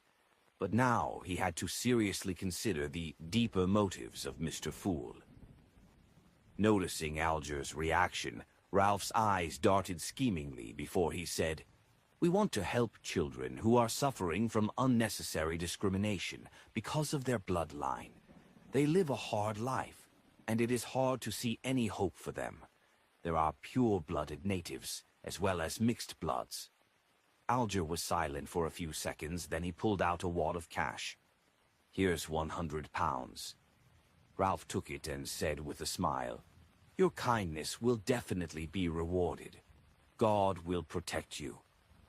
The door slanted over the entrance to the warehouse. Klein prepared the summoning ritual for the spirit world creature and was surrounded by the hallucinatory scent of herbs and essential oils. He was afraid that there would be some kind of accident if he held it in the inn, and although it might not be risky for him, it might end up harming the other occupants. Therefore, he went back to the abandoned warehouse where he had gave a sacrifice to Calvetua. As for Darnitz, having his bounty raised to 5,500 pounds, he was very proactive in asking to stay in the suite and monitor the radio transceiver. "The procedure is to light the candle that symbolizes me, and to use a verified incantation to summon the appropriate spirit world creature as a messenger." Daily Simone's 3-line description and the various incantations provided by Mr. Razik went through Klein's mind. When summoning a spirit world creature, the first sentence needed descriptions, such as "wanders about the unfounded" and "roaming in the upper realm." Only by doing so could it accurately point to the spirit world. The suffix would clearly indicate that the spirit body was being summoned, and that it was a creature that had a corporeal body. The second and third lines were an accurate description of the creature, but due to the restrictions of the format, one couldn't use too many words to pinpoint a creature. Therefore, it was difficult to predict or divine what would ultimately be summoned by the ritualist.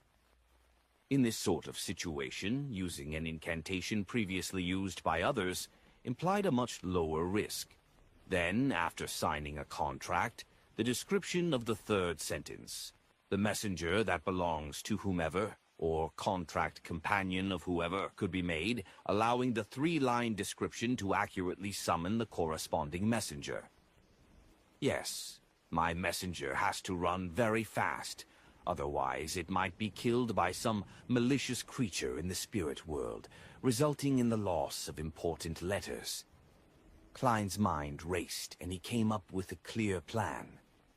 He took a step back and said in ancient Hermes, I summon in my name the spirit that wanders about the unfounded, the friendly creature that can be subordinated, the creature whose speed surpasses imagination." Whoosh!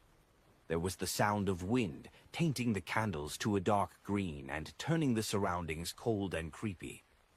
Klein saw a blurry figure rush out, too fast for him to see anything. After that, he couldn't find the fellow ever again. Chapter 5, 161, Recruitment Fair. That's way too fast. Did it already circle the planet several times? Or maybe it's still there, but it's too fast for my vision to keep up. Klein's mouth twitched, deciding to wait a few seconds to see if the creature whose speed surpasses imagination would appear again. He wasn't worried that the summoned spirit world creature would harm the innocent, as one of the descriptions was of a friendly creature. Besides, as long as he forcefully ended the summoning and stopped the ritual, the creature would be immediately sent back to the spirit world, no matter where the creature whose speed surpasses imagination went. A few seconds later, Klein inhaled after failing to see any response from him waiting. He said with ancient Hermes, I end this summoning in my name." The chilling air around him instantly vanished as the swirling cold wind died down, and the candle flames returned to their normal color. Klein stepped forward and extinguished the candle, intending to revise the last sentence and try again. As for the two phrases, the spirit that wanders about the unfounded, the friendly creature that can be subordinated, he had no intention of changing them. The first sentence was directed at the spirit world, and it could only be replaced with synonyms, so it didn't matter if he changed it or not. The second sentence was a prerequisite for Klein to ensure his own safety. Otherwise, it would have been a horror story instead of a hilarious one.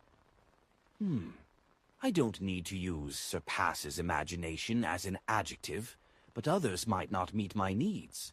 Perhaps I can change my train of thought. A messenger doesn't have to run that fast. A normal speed is fine.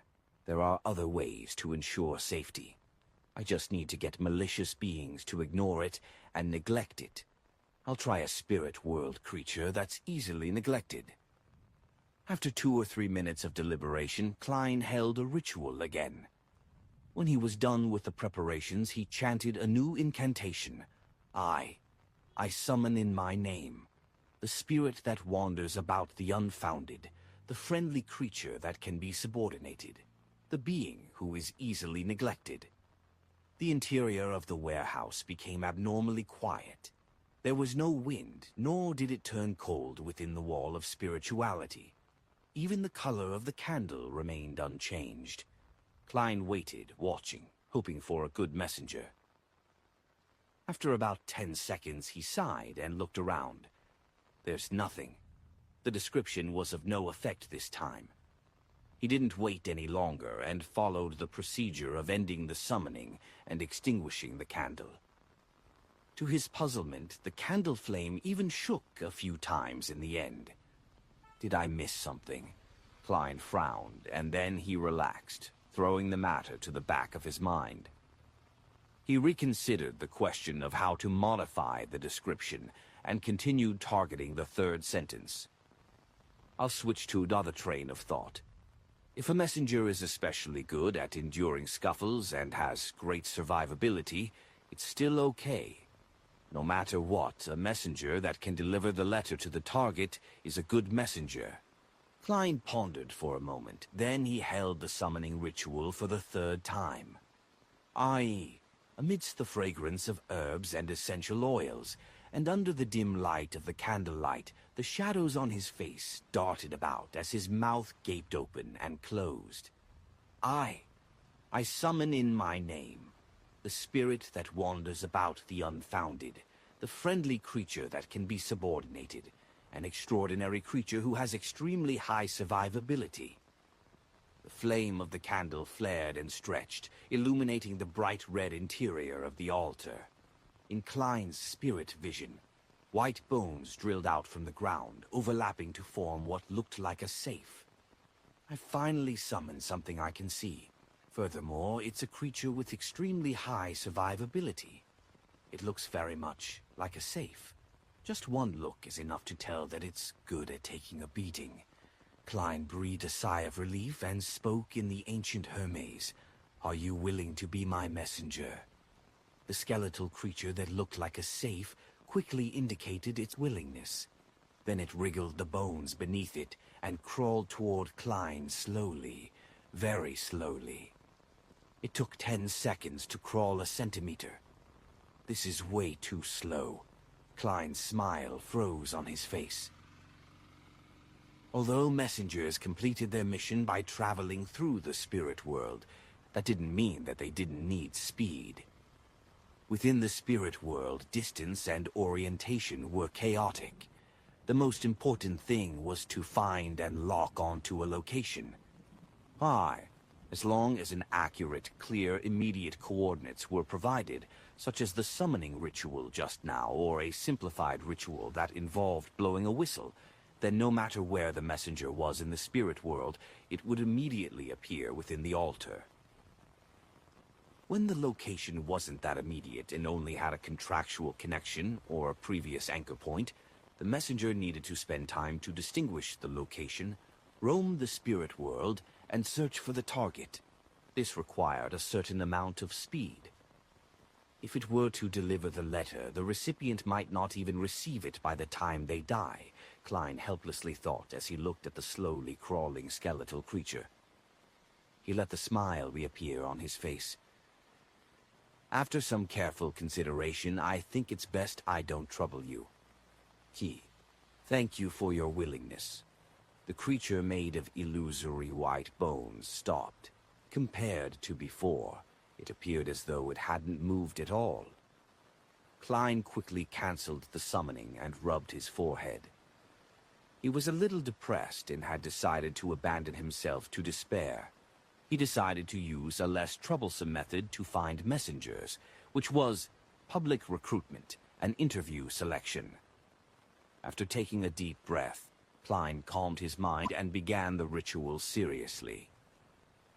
Looking at the candle flame that was quietly burning, he took a step back and said, "Hi, I summon in my name, the spirit that wanders about the unfounded, the friendly creature that can be subordinated, a unique being that is willing to be my messenger."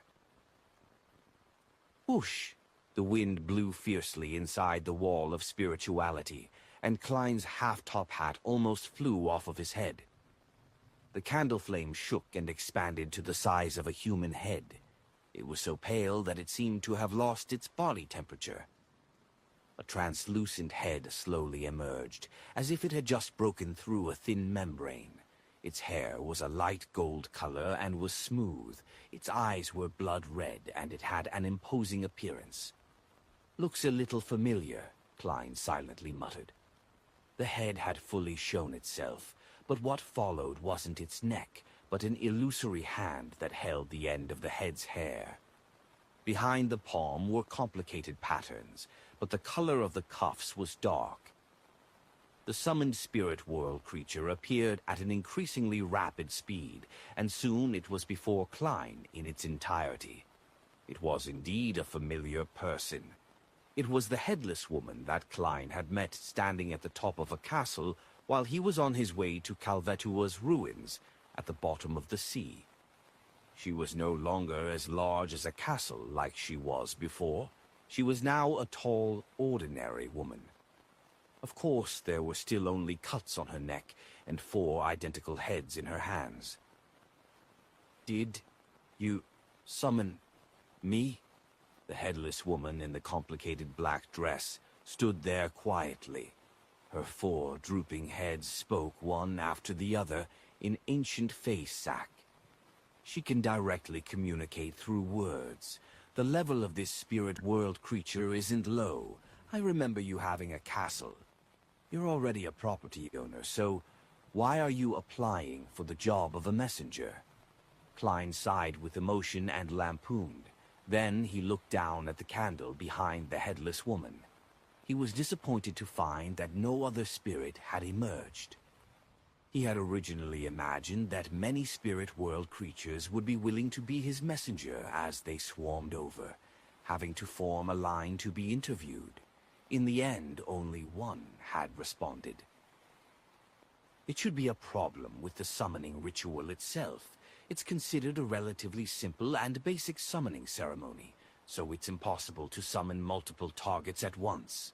Klein looked at the headless lady and solemnly nodded. Yes. Without waiting for the other party to speak, he added another question. Can you roam the spirit world at a relatively fast speed? How good is your survivability? The head which the headless lady lifted answered, yes, not bad. As she spoke, she floated upwards and then quickly descended, displaying her speed. Whew. Klein decided to stop making attempts which led to unknown results. He asked in a serious manner, "Are you willing to sign a contract and become my messenger?" The headless woman's dress fluttered slightly, and her 4 heads with blonde hair and red eyes nodded at the same time. Yes, every time 1 gold coin. Ah, a gold coin for each letter sent. Mr. Azik didn't mention that spirit world creatures have such hobbies. Right, He mentioned that when signing a contract, persuasion and communication are key factors. Does this mean that this is a form of persuasion and communication? Klein was surprised and wanted to cancel the summoning immediately. Wait a minute, I might not need to be the one paying for it. Whoever summons the messenger pays for it. Heh, maybe when our communication improves, there would be the option of paying on receipt. After some thought, Klein agreed to the other party's request. Okay, let's sign the contract. He picked up a dark red round fountain pen and yellowish-brown goatskin parchment that he had prepared earlier, and he quickly wrote down the contract in the language which could stir the forces of nature, ancient Hermes. The format and terms were described in detail in Azic's letter. They were concise and to the point, and they contained clauses such as the messenger not being allowed to look at the letter, not discarding the letter, or endangering the life of the contractor. Of course, if the contents of the letter were related to the messenger had to be informed in advance. In addition to these, Klein added a clause to send 1 gold coin for each letter, specifying that it could be borne by the contractor or by the receiver of the letter. In order to ensure the effectiveness of the contract, the final part used the honorific name of the deity in charge of this domain. It was an undead contract, and normally it meant using Death's honorific name, but Death had long perished with no response from him. Hence, Azic mentioned that it could be replaced by using the description of someone high in the undead domain or the underworld itself. But the binding force wasn't that strong. Without a doubt, Klein chose the underworld, which had a close relationship with the Big Shot. The home of all death, the hell hidden deep within the spirit world, the witness of the decay of all living things, one that solely belongs to the kingdom of death. After penning these 4 sentences, the yellowish-brown goatskin parchment began to burn with a green flame, illuminating the gloomy surroundings. After he was done with the text, Klein took out Azic's copper whistle, placed it on the goatskin, and wrote his current name, German Sparrow. This didn't necessarily require a real name because his aura would enter the contract. The name was only used for summoning, which was to say using the messenger that belongs to German Sparrow worked, but the contracted creature of Klein Moretti wouldn't. When Klein finished signing, the goatskin floated up, carrying Ezek's copper whistle and the dark red fountain pen, and flew to the headless lady. The headless lady held the head with golden hair and red eyes, let it bite down on the fountain pen, and wrote her name, Rayonette Tinniker. The green flames quickly gathered together, wrapping around Ezek's copper whistle and the yellowish-brown goatskin parchment. A few seconds later, the goatskin was reduced to ash, and the copper whistle fell into the palm of Klein's hand. The headless woman, Rayonette, collectively blinked with the eyes of her 4 heads, and her body rapidly faded away into the pale candle flame. After the contract was made, Klein no longer needed to undo the summoning. He could do it with his own will. Phew, I finally have a messenger. The spirit that wanders about the unfounded, the friendly creature that can be subordinated, the messenger that belongs to Gearman Sparrow. Well, when there's an opportunity, I'll get an artisan to create something like the copper whistle, so that I don't have to summon my messenger every time via a ritual. Klein cleared up the mess in a rather good mood. Over the next few days, Byam gradually returned to normal, but Donnet still hadn't been able to receive any telegrams from Admiral of Blood's pirate crew. On Sunday morning, he flipped through the newspaper and suddenly lowered his voice as he said to Klein, "There's a Beyonder gathering tonight. Want to attend?" Chapter 562, Helene, Beyonder Gathering. Klein thought for a bit, then he nodded and responded, "Okay. I should bring forward to the collection of the supplementary ingredients Of the Nimblewright Master Potion, I can also see if I might meet an artisan. He subconsciously started to make arrangements in his mind. Upon seeing Garamond Sparrow agree, Donitz breathed a quiet sigh of relief, unable to contain his joy. For the past few days, having had his bounty raised significantly, he had obediently stayed in the suite to monitor the radio transceiver. He was so bored that he yearned for the evening to arrive immediately. The Beyonder gathering that Donitz mentioned was at the Amaris Leaf Bar, where pirates, informants, and adventurers were active. It was the first choice if one wanted to gather information and buy supplies. Dressed in a black coat and silk top hat, Klein followed Donitz through the crowded bar's lobby and into a card room. Under the watchful gaze of several bouncers, he gave the predetermined signal and descended down a flight of hidden stairs to a wide underground area.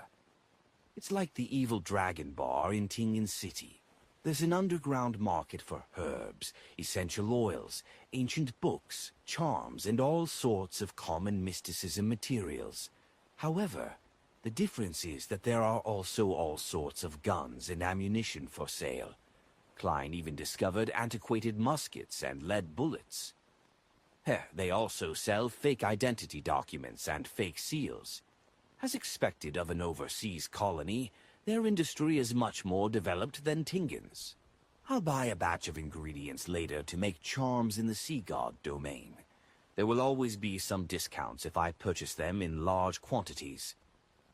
Klein slightly turned his head from side to side to take in the situation in the underground area. Next to him, Donitz, who was already doubtful about his own disguise skills, had deliberately put on a cap, keeping the front of his cap down to cover half his face. With great familiarity, he led Klein to the other end of the underground market and knocked on the closed door with 2 long knocks and 4 short knocks. Behind the door there was only a single candle. It swayed on the lampstand on the side wall, scattering yellow light onto the tiny room. Donitz pointed to the long robes, masks, and other items which were hanging or placed on a table, and said to Klein, "It's up to you to decide whether you would don a disguise. You can also choose not to." Klein looked around, his gaze sweeping past the bouncers in the room. "I don't need it. I am now an informant for the kingdom's military, and the Church of Storms also knows of my identity, so there's nothing for me to be afraid of. If the pirates and adventurers have any malicious thoughts about me because of my lack of a disguise, and if they attempt to attack me, heh." Klein suddenly pictured bounty rewards flying towards him one by one. Donitz curled his lips secretly, picked up a black iron mask and wore it. Then he and Klein passed through a dim corridor and into another room under a bouncer's lead. The place was lavishly decorated. The floor was covered with a thick carpet from the southern continent. The walls were decorated with shining lampstands, and the fresh smell of candles could be caught as they suffused with light. Klein glanced around and, without Donitz's help, found a brown leather sofa and sat down on it. He leaned back and crossed his right leg. There were already more than 20 people of various genders gathered here. Some were in hooded robes, while others showed their faces. According to Donitz's description in the morning, not all of the people attending this gathering were Beyonders.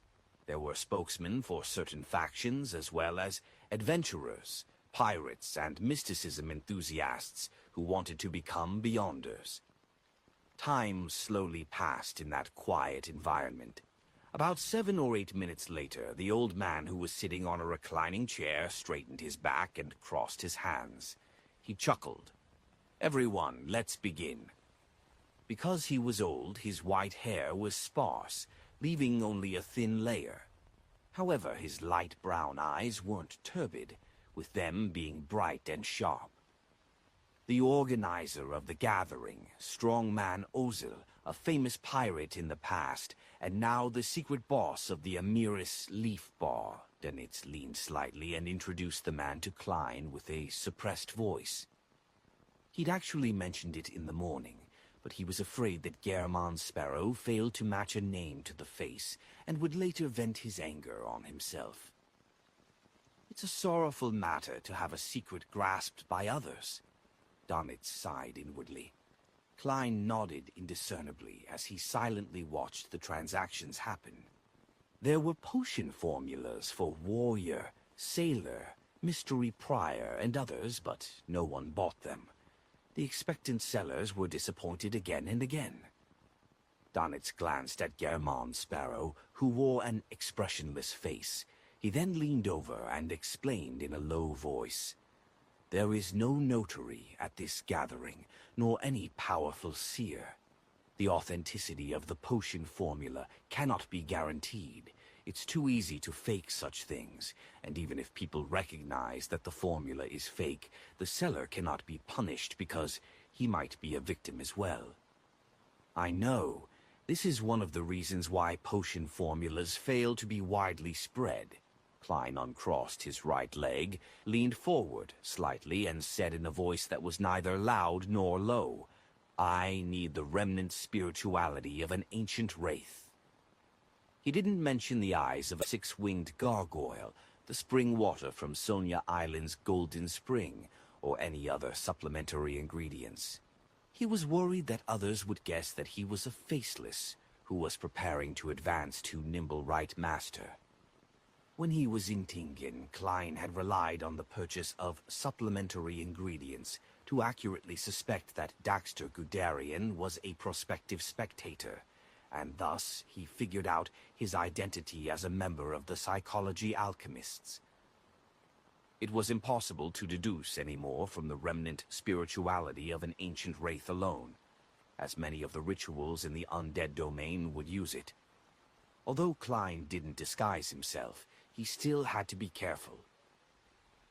The room was silent for 2 seconds. Then a slightly hoarse voice sounded. "How much do you need?" "Someone really has it." Klein controlled his expression and didn't let his joy show on his face. He tilted his head to look at the speaker and saw that he was a man in his 30s who was clearly of native blood. The man's skin was bronzed, but he had a dull luster from chronic malnutrition or a lack of light. His face was thin, his cheekbones protruded, and his eyes were sunken, more white than black. A small bottle. Klein pulled out a small metal bottle as an example. The thin, dark man was silent for a moment before saying, £500. That's reasonable. Klein originally wanted to haggle, but he caught a glimpse of Danitz sitting beside him out of the corner of his eye. "I'm German Sparrow, a cold, crazy adventurer." Klein repeated this line 3 times inwardly, quietly took a deep breath, and calmly nodded. "Okay." He took out the large stack of cash he had prepared, and he counted out a sum of £500. The man with the mostly white eyes took out a glass test tube from his pocket, threw it at Klein, and said, "All the spirituality will be gone after a year." He wasn't afraid that the other party wouldn't be unable to catch it, because even if it were to break, it wouldn't affect the material itself. It would only be a matter of changing the container. Klein raised his right hand and accurately caught the glass tube. He saw many phosphorescent spots floating in the tube, and when they touched the glass wall, they would strangely expand, forming a face with blurred features that opened to form a mouth that screamed silently. "Aye, it's real." Klein nodded to himself and handed the thick stack of cash worth £500 to the attendant who approached and handed it to the seller. The trading continued, most of it failing, with only a small number succeeding. At the end of the day, the gathering's organizer, strongman Ozil, laughed and said, "I have a request." As he spoke, he pulled out a photo from his inside pocket. "The reward for finding the person above is £1,000 or some other common beyonder ingredient of equal value. Remember, do not hurt her." £1,000. This would make most adventurers go crazy. I wonder who he's looking for to offer such a high reward. Not surprisingly, Klein saw that everyone present was willing to give it a try. Just the picture began to be passed in a counterclockwise fashion, and a few minutes later it was in Klein's hands. As he casually swept a glance over it, a bit of surprise suddenly surfaced in his heart. The woman in the photo was rather pretty, with bright red hair and a pair of green eyes that resembled emeralds. Her skin wasn't fair, but she gave off a healthy feeling.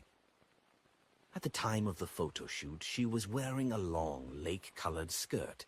Her waist was tightened with a flower-shaped ribbon, making her appear exceptionally slender.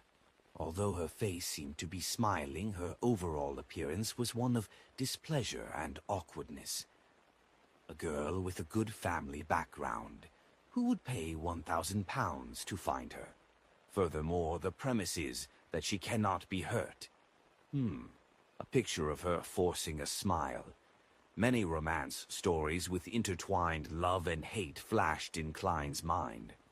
Stories like a tyrannical pirate falling in love with a wealthy merchant's daughter, abducting her onto his boat before she eventually escaped.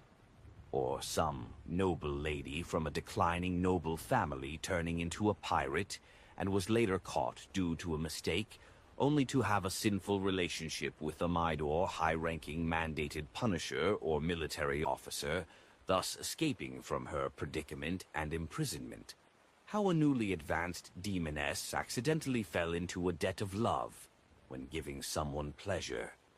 Such thoughts flashed through his mind, and Klein almost raised his hand to cover his face. I've read too many novels in my previous life, and I happen to have a trauma because of demonesses in this world. He sighed to himself, looked up at Ozil, and asked, "What's her name?" "Helene," Ozil answered succinctly, but she must have switched to using a fake alias. Helene, a typical female Inti's name. Klein asked again, "Is there anything she often wears? Hair is fine, too." This was a medium that could be used to seek her with divination. Klein didn't mention things like recently worn clothes that hadn't been washed, afraid that the employer behind the scenes would throw him a piece of lingerie, making it awkward. Ozil shook his head. "Nothing. She has a strong anti-tracking ability." "What's her strength like?" another member of the gathering asked. Ozil said in a serious manner, "The employer didn't give a detailed description. It said that she isn't too strong, but she's stronger than a Sequence 9. You don't need to capture her. As long as you determine her whereabouts, you will be paid." Chapter 5, 163. The Fool's Blessing. As long as you can confirm her location, you can receive £1,000. This is the first time I've seen such a mission. On the street outside the Amiris Leaf Bar, Denitz rubbed his hands together with a hint of excitement. He clenched his fists and hit the tall iron-black gas lamppost, yearning to immediately wander around the city and find the red-haired woman named Helene. To him, £1,000 wasn't a small sum. It was enough to add one more house to his line of properties in Bayam. It just wouldn't be located in the most prosperous and valuable districts. The elf flying carpet he had previously obtained was only around £2,000 to £3,000, and this was the reward he had gained from fighting dangerous fellows such as Steel Mavetti and Blood Brambles Hendry. It was completely incomparable to the easy mission of finding someone. Klein, who was walking ahead, held a package wrapped in newspaper. They were the charm materials which had cost him £15. He slowed his pace a little, glanced at Danitz, and spoke without expression. £5,500. Danitz's excitement froze on his face. Only then did he remember an important problem. In the eyes of the other pirates and adventurers, he was as attractive.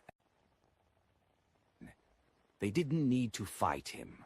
Once they recognized him, they could report his identity to the military, the church, or the police, and they would receive a reward worth more than 1,000 pounds.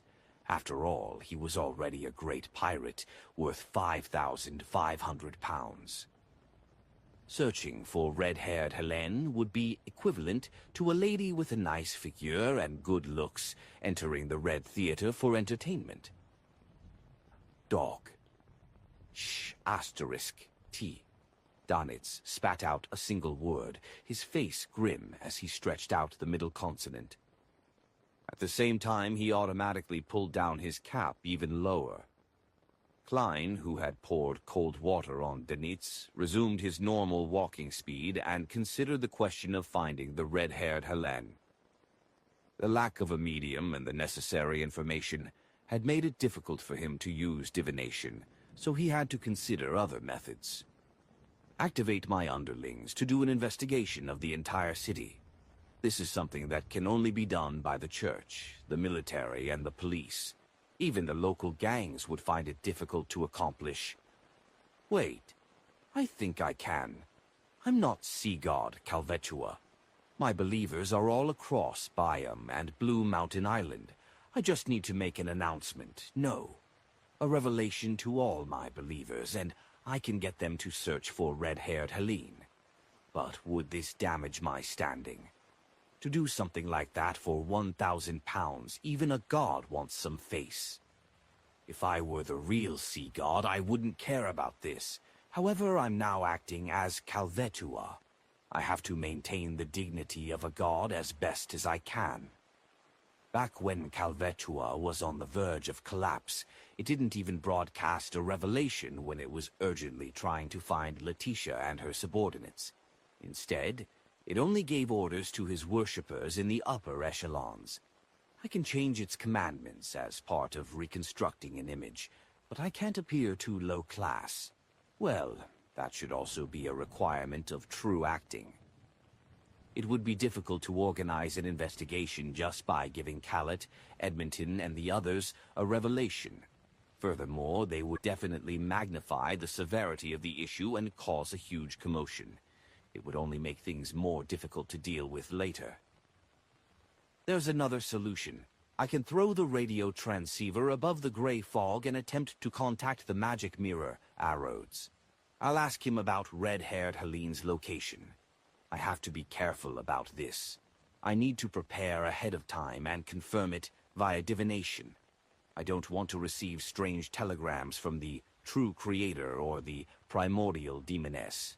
Even a glance at it would probably make me go mad. Having quickly come up with ideas, Klein boarded a rental carriage parked at the corner of the street. Donitz pressed his cap and followed closely behind. Returning to the Wind of Azure Inn, Klein took off his hat and coat while saying to Donitz, "If your captain contacts you through a dream, ask for information about red-haired Helene. She probably doesn't know.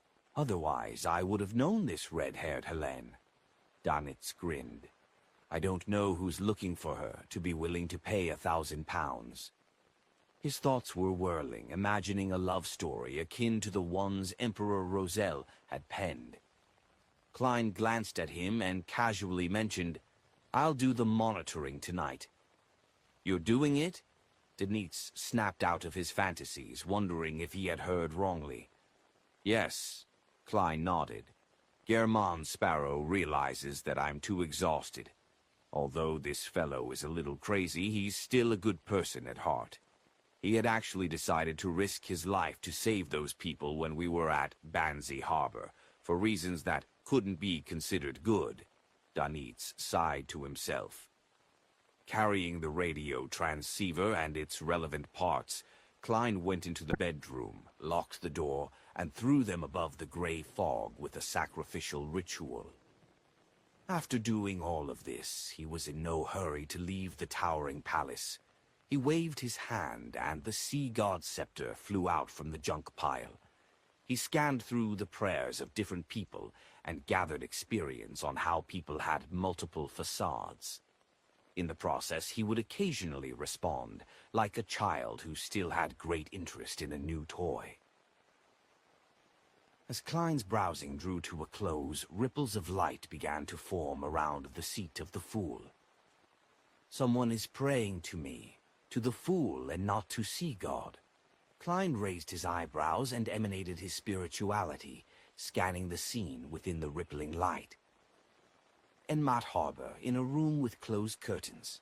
Dressed in a classic black robe, Ed Sheeran resisted the impulse in his heart and said to the sweet young girl, "Denise, the gift of God is in our bodies, but if we want to obtain it, we must have a teacher guide it out.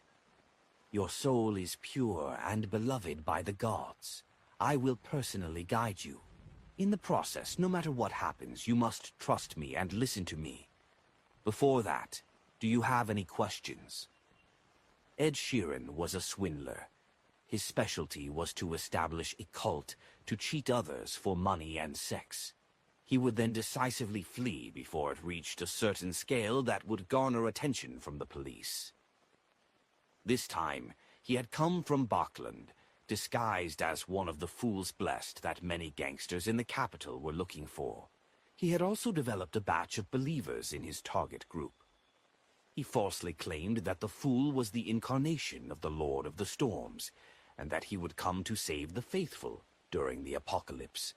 This was a secret that could not be widely publicized, and could only be spread in secret. Otherwise, it would attract the attention of the gods of the other churches. Only those who were chosen would be able to believe in the Fool in advance, and be the first batch of the redeemed. To make himself appear more persuasive, he spent a lot of money in Bachland, buying a piece of paper with the honorific name of the Fool written on it. Oz. As for what was on the piece of paper, his comment was, "It looks like it's real." Denise asked with both fear and anticipation, "Lord Adorer, why didn't we get a response when we read the honorific name of God? Aren't we blessed to have been selected and should bathe in God's grace? I'll immediately give you God's grace." Ed Sheeran took a deep breath and suppressed the tantalizing images in his mind. "2 reasons. First, you haven't discovered the grace of God which is hidden in your body. I will help you complete that later. Second, you are not devout enough. Don't argue. I can see right through you. After you do all of this, you will be able to recite the honorific name of God and receive a response, just like me." Under Denise's idolizing and curious gaze, Ed Sheeran picked up a pen on the table beside her and scribbled a line of words. It was the Hermes language used for a sacrificial offering. In order to make the scam a success, Ed Sheeran had acquired a lot of religious knowledge, and even went to a university's Department of History to sit in on archaeology courses. Holding the paper in front of Denise, he proudly recited the words he had written in Hermes, the fool that doesn't belong to this era. The mysterious ruler above the gray fog. The king of yellow and black who wields good luck. Following that, with half-closed eyes and open arms, he said dreamily, "I feel the blessings of God." At this moment, a streak of silver lightning descended from the sky and landed right on Ed Sheeran's head. With a sizzling sound, the tiny electric bolts snaking across his body scurried. With God's blessing, he fell to the ground, and his body quickly charred while his muscles twitched violently. After a few seconds, he stopped all movement, including breathing, as Denise exclaimed, "Lord Ed Sheeran is indeed God's blessed." Denise finally sensed that something wasn't right. She stepped forward carefully, lifted her skirt, and knelt down, placing her finger to the tip of Ed Sheeran's nose. He's dead. He's dead." Denise jerked back and fell to the ground in terror. She burst into tears and stumbled out of the room, heading for the nearby police station. Atop the gray fog, Klein silently retracted the sea god scepter. "You actually dare to use my name to cheat others of their wealth and sully women." The corner of his mouth twitched, wishing he could give another bolt of lightning to that man named Ed Sheeran. This was called a corpse mutilation. The girl would probably call the police, right? This kind of case would inevitably be referred to a corresponding Beyonder team. I wonder if it will be the Nighthawks, the mandated Punishers, or the machinery hive mind. After what Mr. A has done, my reputation as the Fool isn't small in Backlund. Perhaps I already have a dossier in the official organizations. Well, maybe they'll put everything together and hand it over to the Red Gloves, or something similar for handling. Klein's past identity and insight as a Nighthawk had allowed him to consider the possible future developments. However, he quickly put this matter to the back of his mind, because no matter what, they wouldn't be able to detect that it was him. Klein threw the Sea God scepter back into the junk pile, ready to return to the real world. Suddenly, one of the dark red stars that were quietly floating in boundless gray fog had lit up all of a sudden, emitting a light that was as bright as water. It swelled and shrunk repeatedly in an abnormally conspicuous manner. This was a crimson star that didn't belong to any member of the Tarot Club. What a busy day today. Who could it be? Like Miss Justice, Mr. Hanged Man, and Little Sun, someone is relying on a certain object to connect with the gray fog. Klein's spirituality spread out as he thought. He didn't respond and only observed. Chapter 5, 164, Knowledge Pursuer. As Klein's spirituality made contact, the constantly expanding and contracting crimson star presented the images and sounds contained within. A black-haired woman in a classical robe had fallen to the ground, writhing in pain. She held an ordinary-looking celestial globe in one hand, and in the other she held a short scepter that wasn't even the length of a small arm. Her strong will to survive almost broke through the binding of the crimson stars and directly entered Klein's ears. Like Justice and the Sun, this woman's figure appeared rather blurry, making it difficult to discern her exact appearance. But there were some things Klein could clearly see, such as her facial features, such as her splitting cheek muscles, and the flesh inside that was contracting into eyeballs. Other features included her ears stretching outwards like a trumpet, or her fingers which were scratching at the floor to create bright streaks of blood, as well as a pair of cold, lashless eyes that were almost transparent and were situated above her. The black-haired girl's mutation didn't decline.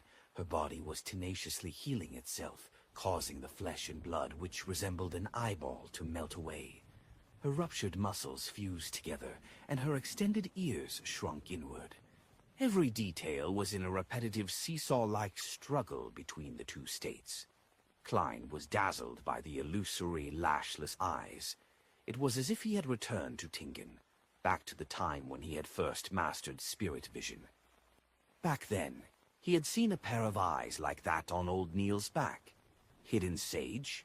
Klein leaned back in his chair, stretched out his hand, and took hold of the Sea God scepter that once again flew out of the junk pile. He planned to lend a helping hand and smite those evil eyes with a few bolts of lightning. However, after careful examination, he sharply realized that the black-haired woman's abnormality had stemmed from the crazy ravings that no one else could hear. This was because the source of everything was in her ears, deep within her spirit body, her soul body. It's very similar to the situation when Miss Magician suffers from the ravings of the full moon. Fortunately, I'm experienced. Otherwise, I would have given the wrong response. Klein thought for a moment and thought of a way to save her. It was to pull her spirit body above the gray fog and directly block out the crazy ravings. As long as the source of the power was gone, the mutation would be quickly dealt with by the lady's self-recovery powers.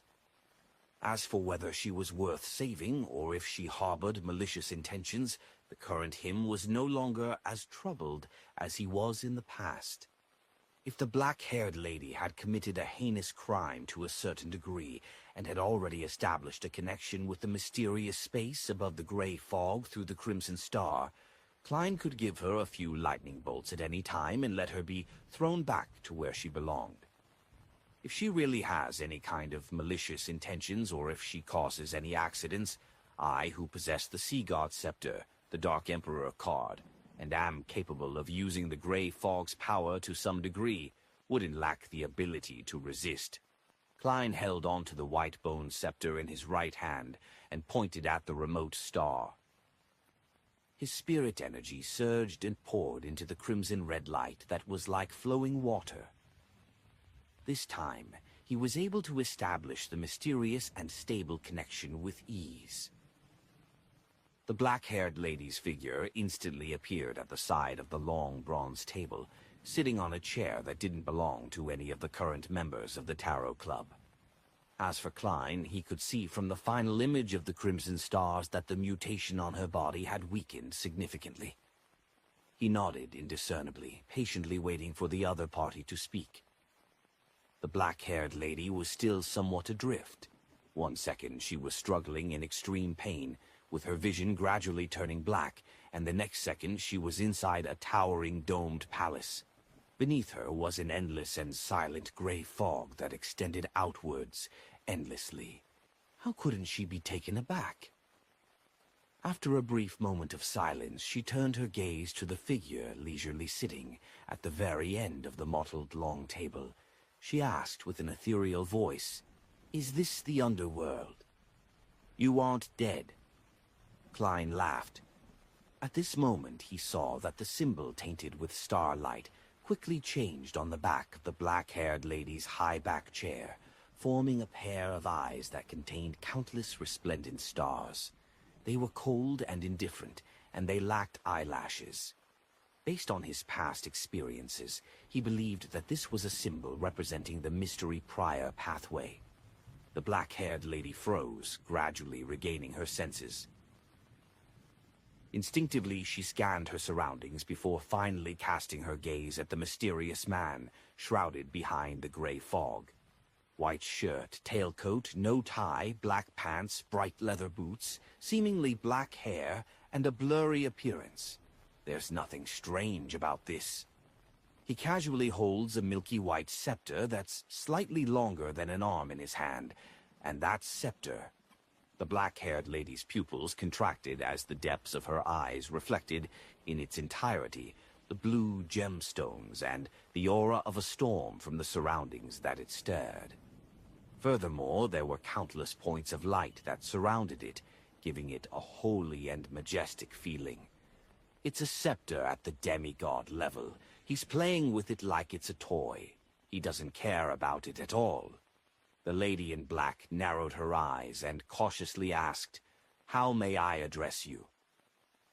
"You may call me Mr. Fool," the experienced Klein answered. "The Fool?"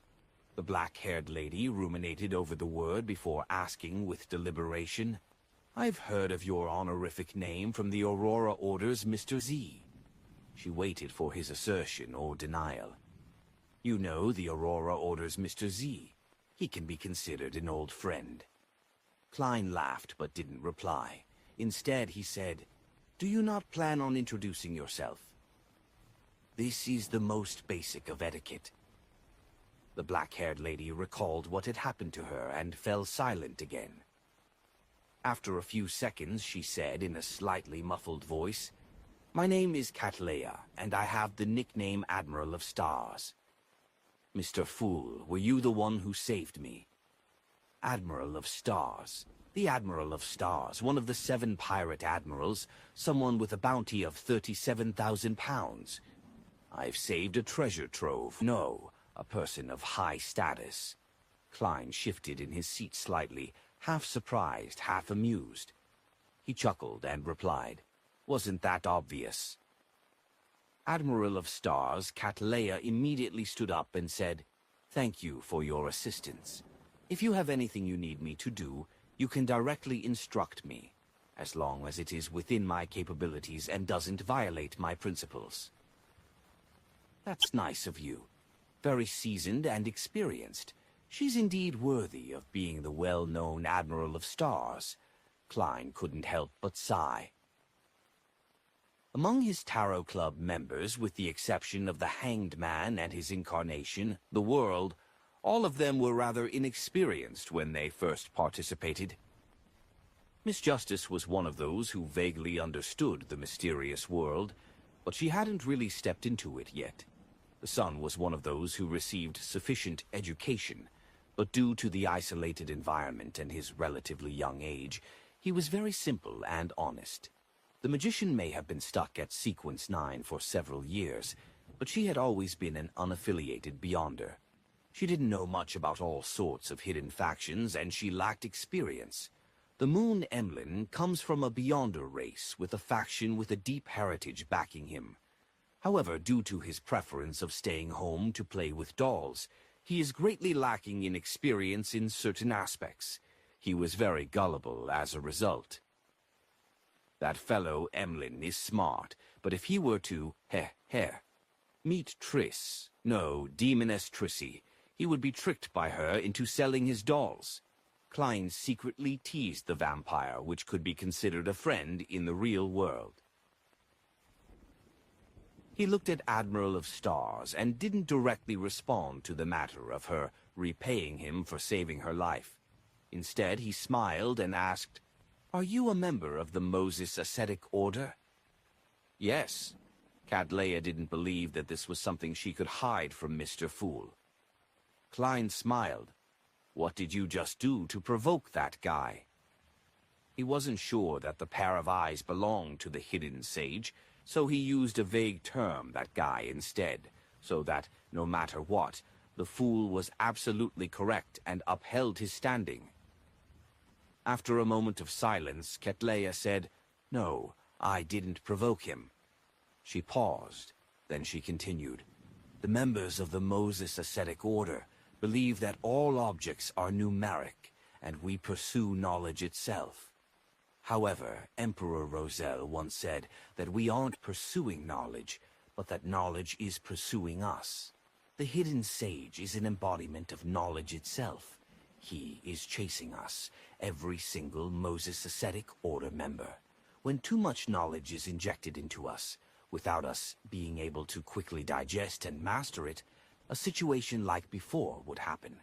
Either I lower my defenses and open my mind to accept the modifications from the hidden sage, or I would tenaciously resist it, or end up losing control. If that's the case, you aren't specifically targeted by the hidden sage.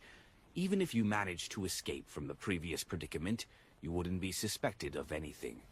According to what you said, you are very knowledgeable.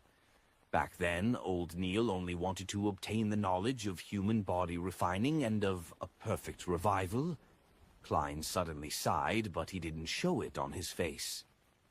"The reputation of Admiral of Stars isn't too bad. She's the kind of pirate with a code of honor." Klein stopped his thoughts and calmly said, "If something similar happens again, you can recite my name." "Recite your name?" Cattleya's lips quivered, instinctively wanting to refuse. In the end, she didn't say anything as she fell silent for a long time. After repeatedly weighing the pros and cons, she stood up, crossed her arms in front of her chest, and slightly bowed as she said, "How may I be of service?" Klein laughed and said in an indifferent tone, "In the future, provide some assistance to my blessed. By your will." Cattleya sat down again and asked cautiously, "Is the honorific name provided by Mr. Z yours?" She then repeated the honorific name of the Fool to him. Klein nodded his head, indicating that she was right.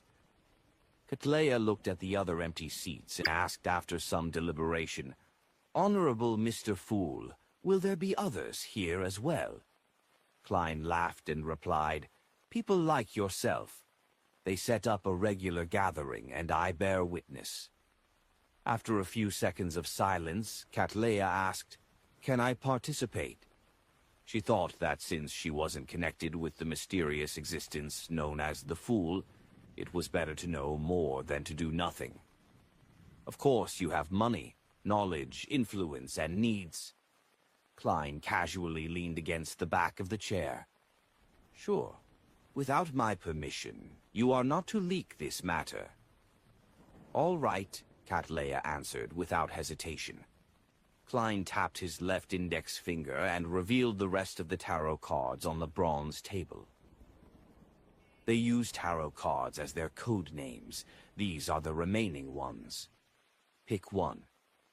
Cattleya scanned the cards and immediately said, "The Hermit. Chapter 565, Eye of Mystery Prying."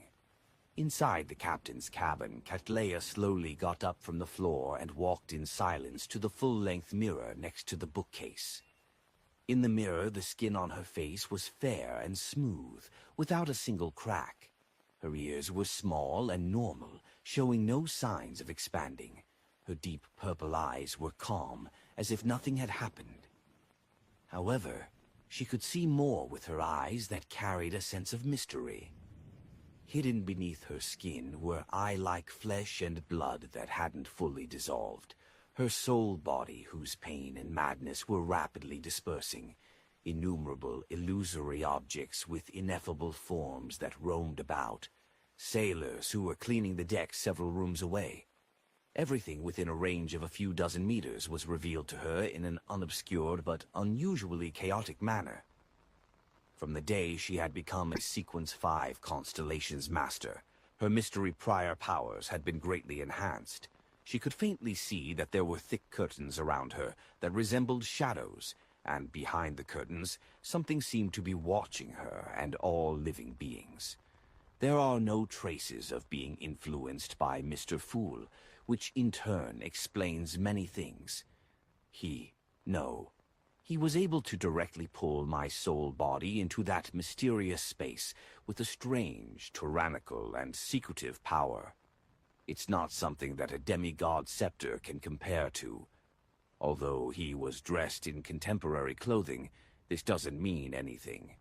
For an existence at this level, it's very easy for different people to see him in different forms, and his true appearance would probably cause every person that sees him directly to lose control and die. Cattleya stared at herself in the mirror, thinking silently about what had just happened. It was inevitable that she had some predictions about Mr. Fool's identity, but this was only guesswork without any evidence. The fact that he is wearing a tailcoat doesn't mean that he is very young, or that he was born recently. Perhaps. His essence is ancient, even older than the 7 gods. The knowledge that is pursuing me tells me that before the cataclysm, there were indeed older gods, and he might be one of them, Cattleya said silently to herself, before turning away from the full-length mirror and walking back to the place where she had struggled in pain. She picked up her glasses that had fallen to the side. She put the thick glasses on her nose, hiding her deep purple eyes. Everything that didn't appear under a normal person's vision quickly disappeared from her sight. Cattleya stood there, thinking again about the influence Mr. Fool and the so-called Tarot Club would have on her. Unknowingly, a tall figure surfaced in her mind. The words that she would never forget had once again echoed in her ears. "Leave. Your destiny doesn't lie with me." "Is this my destiny, Your Majesty?" She closed her eyes. In the ancient and majestic palace above the gray fog, Klein's fingers tapped the edge of the long, mottled table as he made all the tarot cards on the table disappear. He was thinking about what the subsequent developments would be after the Admiral of Stars joined the Tarot Club. If there's no other way, and if I might really need to take a detour from a safe sea route and enter the sea that was once a battlefield of the gods to search for singing mermaids, having the hermit who is fearful of the fool in my control is better than cooperating with Vice Admiral Iceberg Edwina. Using her ship would be much safer. Yes, Mr. Hanged Man will be a backup choice. Admiral of Stars is a Moses Ascetic Order member. She grasps plenty of knowledge and is very helpful towards the Tarot Club, but it's a latent risk for me. Mr. Fool's image is built on the foundation of being unfathomable. In the future, I have to be more careful. I mustn't answer things I'm not sure of. On matters I'm unconfident about, I'd rather be vague and handle matters like a charlatan. Of course, to fully resolve this problem, I should quickly improve myself and become a high-sequence beyonder. My strength needs to match my level, and my standards need to match that pedestal. With such a Sequence 5 powerhouse with many subordinates under her, the overall strength of the Tarot Club isn't considered low. After obtaining the Sea God Scepter, I don't have to worry that members of the Tarot Club will be too strong, with problems easily arising. I hope that there will come a day when this member of the Moses Ascetic Order, Admiral of Stars, will be able to play an important role in my revenge against the Hidden Sage. Klein exhaled as he vanished from above the gray fog. Backlund, beneath St. Samuel Cathedral. A red-gloved Nighthawk entered the temporary office assigned to them, with a telegraph in hand. "Captain, something happened at Enmat Harbor," he said to Sol Assurer Soest with some excitement. Soest touched the right side of his hair and asked, "What happened?" "There's a new development from the Fool, the one the Aurora Order is seeking." The member holding the telegraph handed the piece of paper over. His answer immediately attracted the attention of several red gloves who were present, including the man with black hair and green eyes, who was taking an afternoon nap with his chair lifted up and his feet on the table. He had covered his face with his hat. Soest took over the telegraph and scanned it before immediately laughing. Someone lied by claiming to be his blessed in an attempt to scam others, but after chanting his name, he was smote to death on the spot by a bolt of lightning. There really is a hidden existence known as the Fool. The files relating to the Tarot ritual and the Fool had been handed over to Soest's Red Gloves team. They were in charge of the investigations, but there were no leads, and they didn't put much emphasis on it because they had other missions on hand. The Fool has powers in the lightning domain. Leonard Mitchell removed the black hat from his face. Who knows? If he's the embodiment of some old friend of ours, it's possible to do something similar by preparing a corresponding mystical item. It's not without precedent. This is especially so for the fake gods in the southern continent and the colonial islands. Holy Lord of Storms, those cheats claim that the Fool is another manifestation of the Lord of Storms. This might also be why he was smitten to death. Soest leisurely threw the telegraph aside. Leonard glanced at it, lowered his feet, half-turned, and chuckled. "Aren't we going to perform some investigations?" "How? Are you going to feign ignorance and recite his honorific name?" Soest sneered. "This has a high probability of catching the tail of the Fool, but I will basically be bidding farewell to this world. My digestion of the Nightmare Potion has been going pretty well, and I just got another good item. There are still plenty of sequences up ahead which are waiting for me. How can I enter into an eternal sleep so soon?" Lenar stroked his drooping hair strands and said, "We can get a few criminals on death row to give it a try." But he could just as easily not respond. Duest shook his head. "We can start from the two cases that involved the Tarot rituals. I'm more and more convinced that it has something to do with the Fool. Firstly, the Fool is one of the major Arcana Tarot cards. Secondly, the organization that is seeking or cracking down on his blessed is the Aurora Order. And the first case that involved the Tarot ritual is the Lenivus case. As such, the Aurora Order's attempt to allow the true creator's descent was foiled." Lenivus pulled at his black vest and got up. Thought about it seriously and said, "The clues from the other cases happen to have been cut off as well. For now, we have nothing else to do. You can try to investigate the two Tarot ritual cases." "Sure," Leonard smiled back. This was exactly what he wanted. With a case that no one cared about being handed to him, he had won a certain amount of time to act freely. At 2:50 p.m., Fours returned from the cold streets to her residence while trembling. It wasn't that she wanted to go out in this damp, cold weather. but it was that she had run out of food at home. As for Shio, she had gone all the way to Pritz Harbor to capture a fugitive and collect the bounty. It was unknown when she would be able to return home. She's always instinctively chasing after and capturing fugitives. It can be said that she has been acting in some way. Holding the large brown paper bag in her arms, she habitually fished for her keys to open the mailbox and take out the letters and bills. She entered the house, put the food away, and took off her thick coat that tightly clung to her body. Force began to look through the letters. Suddenly her eyes lit up. There was a letter from her teacher, Dorian Gray. After she advanced to Trickmaster, the first thing she did was to write about it in her letter and mail it to Dorian Gray, hoping to receive her teacher's praise and subsequent guidance. However, days had passed without her receiving a reply. For a moment she wondered if she should visit Pritz Harbor out of concern. Force quickly opened the envelope and began to read through it. "I'm sorry that I have only replied now. I previously left Pritz Harbor for some time for a relative's funeral. Your talent leaves me gratified. Perhaps the stories hidden in your heart have helped you in acting.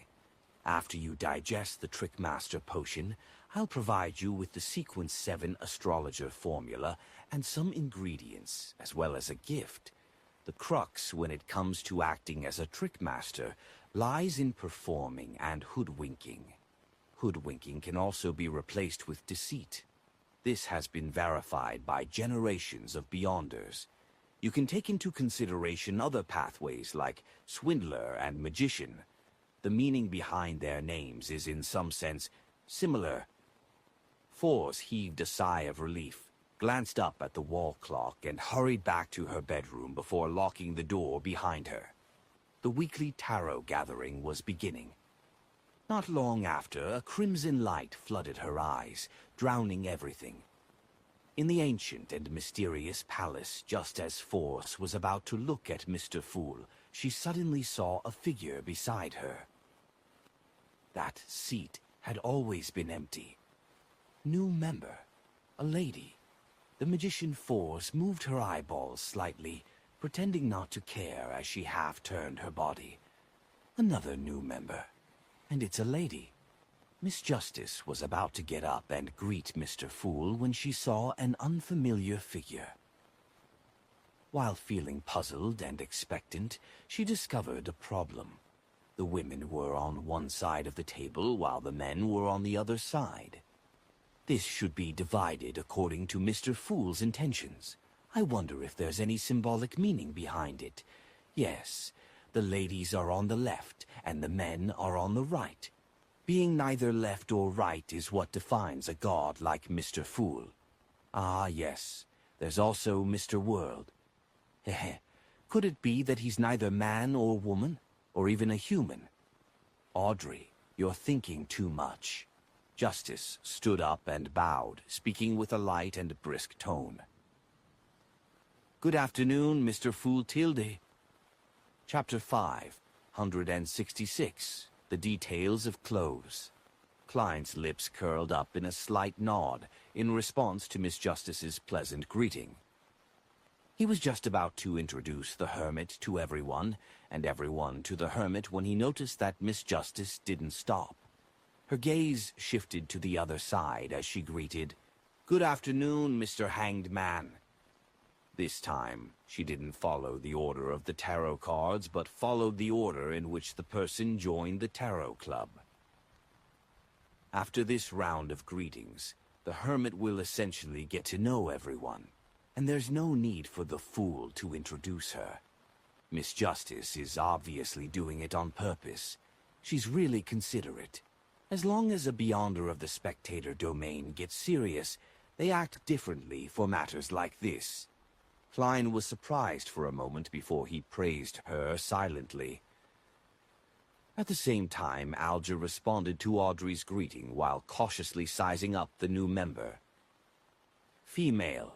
It's barely possible to tell that she's wearing a black gown with many patterns on it. Her hair is black and her eyes are a little purple. Alger managed to find certain traits in her blurred, distorted image.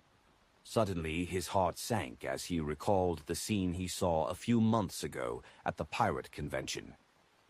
Back then, scattered starlight had magically formed a long bridge between the huge sailboat and the palace in the depths of the island. Admiral of Stars Cattleya, who was wearing a black classical robe, had walked in midair, carrying a celestial globe and a short scepter by her waist. And the celestial globe resembled the strange weather bottle that Alger had previously received. The latter had coincidentally shattered after he had been pulled into the gathering by Mr. Fool. Could it be her?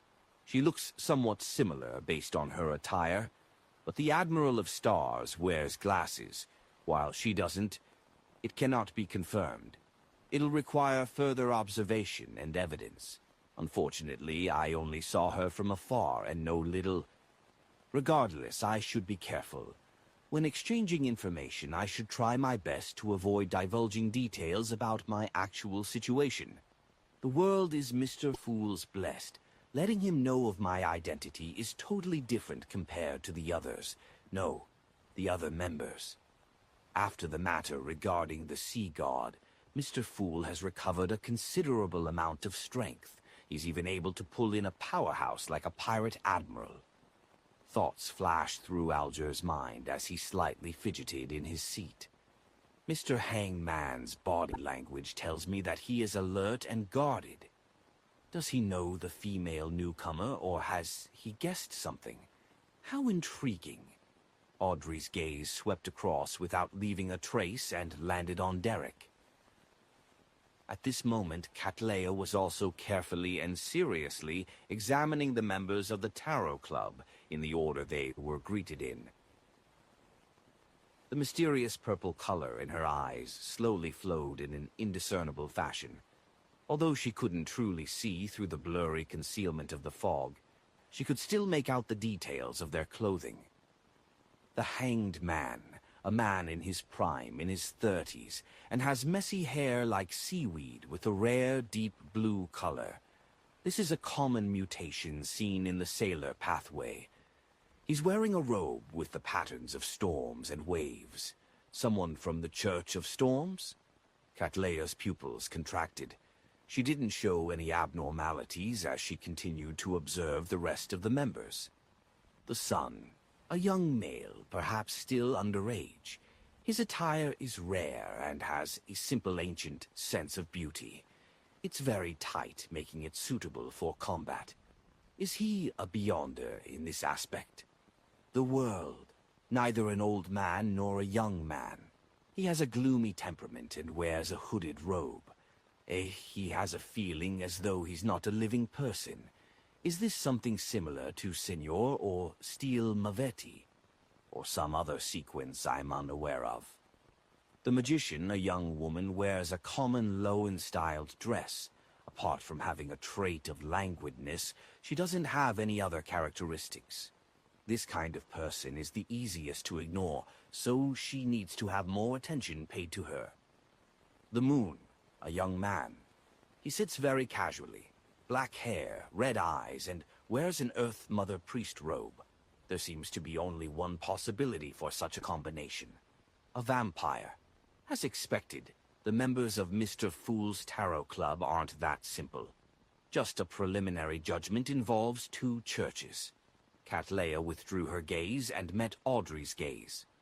Sensing the other party's intention to ask, she nodded lightly. The Hermit. Cattleya had spoken in ancient face-sack, deliberately avoiding the more familiar languages of Intis and Loen, as she had done so back when she was communicating with Mr. Fool. And she had noticed one thing. Mr. Fool had previously told her that the time the gathering was being held was at 3 p.m. on Monday, Backland time. Does this mean that the members of this gathering are currently predominantly made up of people from Loen? Cattleya made her own judgment. Justice. Audrey smiled faintly in return. Good afternoon, Ma'am Hermit. She had noticed what the Hermit had been up to, and had summarized the person's traits in her heart. She's a very cautious woman who has rich experience in the Beyonder world. She's quiet but not introverted, and she's very confident in her observation skills or certain abilities related to her eyes. Furthermore, her clothing style and the short scepter hanging at her waist indicates that her sequence pathway leans towards mystery. This requires confirmation. Perhaps it's just a hobby. At the same time, Cattleya also managed to clearly make out Miss Justice's clothing. She wears 2 hanging earrings, and the earrings are small and exquisite, inlaid with very high-quality emeralds, which accentuate her emerald green eyes. They're obviously worth a lot. The necklace around her neck looks unique. It's lined with diamonds that are quite difficult to count, but it's nothing ostentatious. Her milky white dress is simple yet beautiful.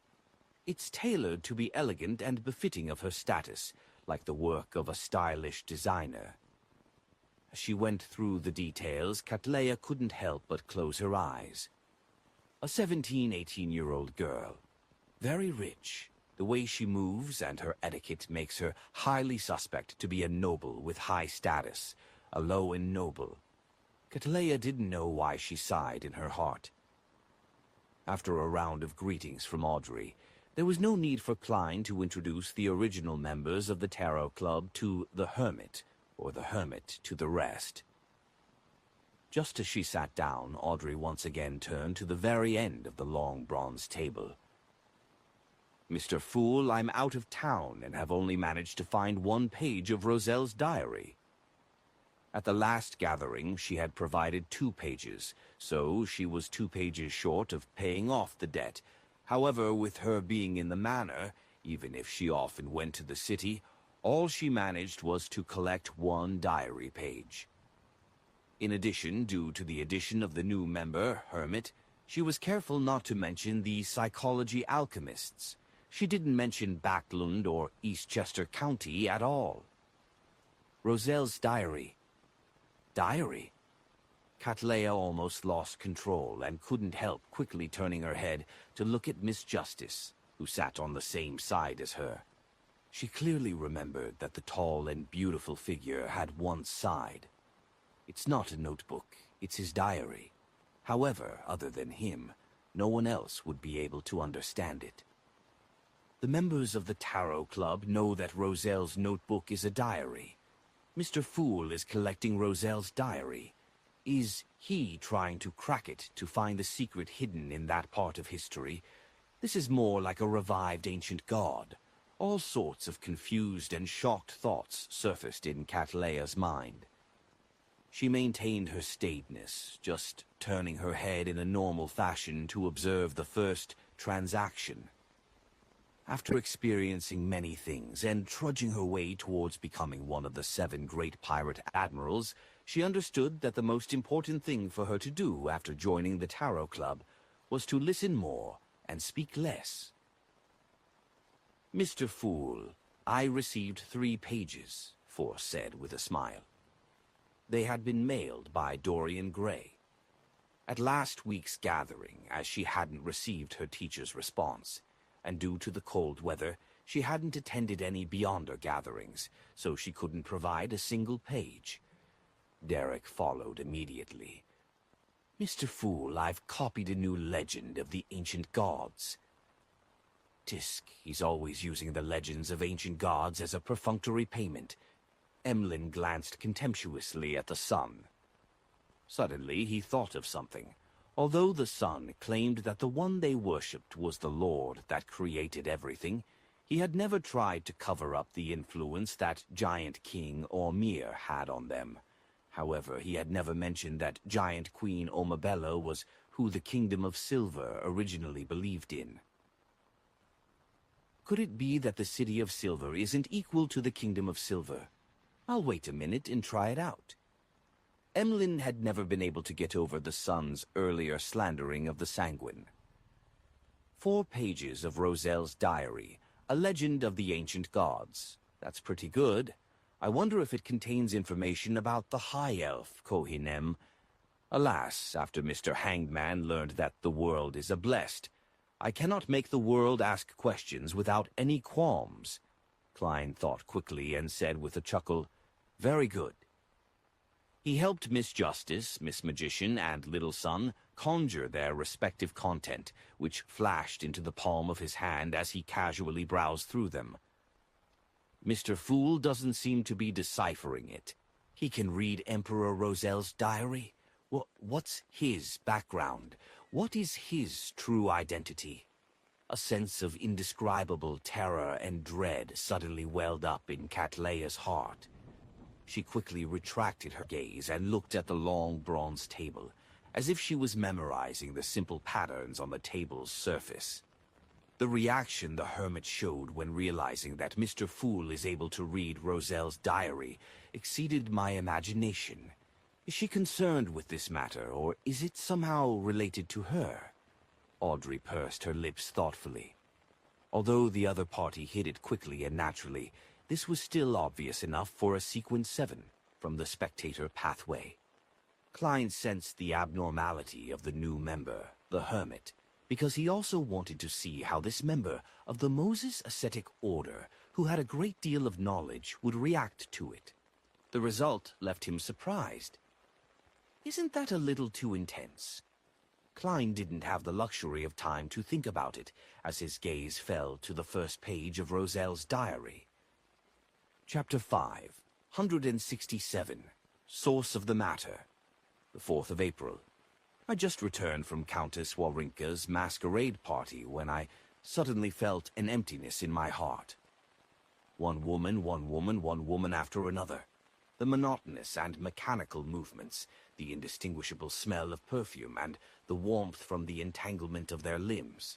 All these in exchange for a few seconds of pleasure, followed by endless boredom, disgust, emptiness, and numbness. What pleasure is there in such a life?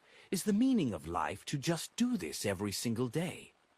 I can't go on like this. I have to get out of this sorry state.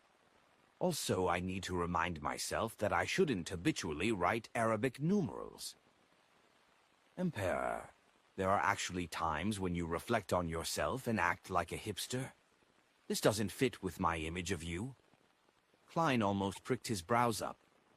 He looked down at the second entry of the diary. The 4th of April, Countess Warinka invited me to a private salon, and she told me that Ma'am Julia would be there too. How will this conservative blonde girl who had come to Lowen because of her marriage participate as well? I really look forward to it. I've been imagining her in bed for a long time. I hope her husband, Viscount Delien, doesn't mind. Emperor, have you forgotten what you wrote a few days ago in your diary? Tesk, how nice, isn't it? Also, you have a typo. Mind. Klein couldn't help but lampoon. The 14th of April. I've been attending too many events recently, and the flesh is weak even though the spirit is willing. But that's nothing. Although I'm still young, I should be careful about the risk of retrograding. Temperance. The archaeologist sequence has improved my physique and effectively enhanced a certain degree of my powers. However, this isn't its area of expertise, but just something that comes with it. As I continue raising my sequence, the changes from the previous potions will also intensify. This is my motivation. Apparently, apothecaries can concoct medicine that lacks side effects. Perhaps I should ask a few of them. Also, I really have to control myself.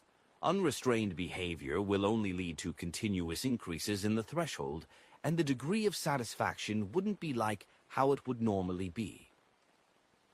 After calming down and thinking about it carefully, there are many things that can be done. Humans are always like this, bound by desire, unable to see what's of value. Why did I transmigrate over here? What secrets lie hidden in the depths of the stars above my head? Where did the original consciousness come from? And if self-cognition purely comes from one's consciousness, then who was I before I had the identity of Huang Tao?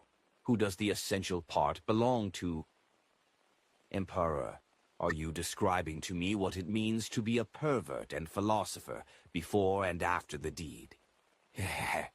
So you do have worries about such matters. I thought you were already fixed in certain traits. Thankfully, you didn't teach Chinese to your children. Yes, you likely didn't teach them. Otherwise, what would they think after seeing such content? Zaratul prophesied that your eldest daughter, Bernadette, would be at odds with you and betray you. It's not without reason. Of course, not teaching them is more of a form of protection. Klein was successfully amused by Roselle's diary entries, but he didn't show it on his face. To him, the diary of Emperor Roselle was both a book of knowledge and a collection of jokes. With this thought, Klein turned to the next page of the diary. The 2nd of October, Zaratul came to visit me again. Now that I've become a demigod, he wishes that I can honor a promise. He wishes to steal that dangerous sealed artifact from the church. That is a Grade 1 sealed artifact, the Antigonus family's notebook from the 4th epoch. At this point, Klein's pupils contracted uncontrollably. This was likely the notebook that the Secret Order lost later on. This was likely the notebook that led to Klein Moretti's death, and how he, Joe Mingrui, had used Klein Moretti's corpse to successfully awaken in this world. This was the source of everything. It turns out that it didn't fall into the hands of the Secret Order from the very beginning. Instead, it was sealed within the Church of the God of Craftsmanship, which later turned into the Church of the Gods of Steam and Machinery. Zaratul successfully obtained it through Emperor Roselle. Right. The Secret Order member inside Creeping Hunger was very fearful of Zaratul. He believed that Zaratul is an undying and abnormal monster. Does this mean that Zaratul gained benefits through the notebook, but an accident happened? He turned from a person who could communicate normally with Roselle into a monster. Therefore, this eventually led to the loss of the Antigonus family's notebook? Of course, it cannot be ruled out that Zaratul deliberately allowed it to be lost. Yes. As Zaratul became a monster, the Secret Order lost all the mermaids, causing subsequent faceless beyonders to risk their lives out at sea. Rosago succeeded because he attempted to enter that sea, which is a ruin of a battle between gods. All of these thoughts flashed through Klein's mind, causing his heart to feel abnormally heavy. He didn't assume that the Antigonus notebook that he had encountered was closely related to Roselle, because the theory he always had stemmed from the law of convergence of beyonder characteristics, and that some of the details that followed were in line with similar logic. Are they all involved with the upper echelons of the seer pathway? Klein glanced over the palace and took in the endless gray fog. Could it be the cause? He asked himself this question once more from the bottom of his heart. Steadying his emotions, Klein went on to read the subsequent diary pages. I'll have to do it, depending on the situation. If it's easy to steal and there's no risk of exposure, I'll try to do it. Otherwise, I'll pretend as though none of this ever happened. It doesn't matter even if Zaratul were to expose me. With my present identity, status, sequence, and influence, as long as I'm willing to repent, the Church won't do anything to me. The other 2 diary pages recorded Roselle's train of thought towards constructing his plans to steal the notebook, but none of them seemed likely to succeed. However, Klein knew that Roselle eventually obtained the notebook and handed it over to the head of the Secret Order, Zaratul. After a moment's thought, Klein turned the page. The 10th of December, I once again attended that ancient and secret gathering. At the gathering, I discovered that they were unanimous in being extremely hostile to the Solomon Empire of the 4th epoch. I raised the question which Mr. Hermes quickly answered. In the 4th epoch, the ally and supporter of the Solomon Empire was the true creator. This is very real. I resisted the urge to ask what exactly our organization had done in the history of the 4th epoch. But as I left the palace and returned from my dreams, I found that Mr. Hermes' route this time coincided with mine to a certain extent. This ancient man who lived since the cataclysm definitely knew more. I built up a rapport with him and earnestly asked him the question, is that why the organization hates the true creator? Is it solely because he had used the creator's holy name in his name? Mr. Hermes chuckled and said that they weren't such superficial creatures. He asked me in return if I knew what the actual abilities of the shepherd were. Of course, was my answer. He asked again in a profoundly meaningful manner, who do you think would be most likely to develop in the direction of being omniscient and omnipotent among all the present gods? This, the first thought that came to me, was the shepherd pathway, which could engage in devouring and grazing so as to control the souls and characteristics of other beyonders. So that's the reason. This page only had this diary entry, but it contains a lot of information. The Solomon Empire originally came under the True Creator's camp. Yes, in the Tudor family's underground ruins. There are humanoid statues of the 6 true gods, although it isn't certain whether they were worshipping or desecrating the gods. One thing is certain. The 6 gods were involved in the affairs of the 3 empires, and they later had a close relationship with the Trunsoist dynasty. Did the 3 great empires represent 3 different camps of gods? Klein tried to use his archaeological discovery and historical knowledge to decipher the hidden truth of the previous epoch, but he was still shrouded in fog. Towards Hermes, the oldest master of mysticism, Klein's answer came close to Roselle's. As a Beyonder sequence was raised, the saints and angels of the shepherd pathway were able to engage in the grazing of more souls, gaining more and more Beyonder powers. In the end, if the true creator had finished grazing the other 21 Beyonder pathways, he would be, to some extent, the omnipotent and omniscient creator. There are still a lot of secrets hidden in the sequence pathways. Klein turned to the 4th page. This diary page recorded the actions Roselle took after he consumed the savant potion. He read a lot, studied a lot, tamped down on his foundation very firmly, and increased the scope and depth of his knowledge to a whole new level. In this period of time he had almost no entertainment. Learning was his greatest form of entertainment. In one of the diary entries he wrote, "When a person knows with certainty how much he will gain after putting in the effort, and is able to directly tell how much he gains, then he will certainly work as hard as I am now." Isn't this the fundamental attraction of many games? Klein turned over the last diary page and read the legend of the ancient gods, provided by Little Sun. During the entire process, the majestic palace was completely silent. Be it justice or the moon, they were both considering what to trade and communicate later on. It was the first time that the hermit Catlia had encountered such a situation, but she didn't feel uneasy or uncomfortable at all. Instead, she carefully analyzed the information that the scene revealed. This isn't the first time this is happening. Mr. Fool has the habit of reading Roselle's diary at the tarot gathering. The members will proactively or passively search for the pages for him. However, it can't be confirmed if there were any advance payments. He really can read Roselle's diary. He's searching for secrets that have sunken in the river of history. Just now, that son mentioned that the information he handed in was about legends of ancient gods. This is roughly in line with my previous speculations.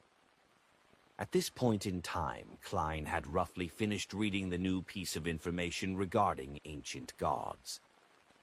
In the second epoch, in those dark years, every ancient god had a god attached to them, just like the dragon of imagination Ankevelt and his child, the dragon of nightmare Alzuhod.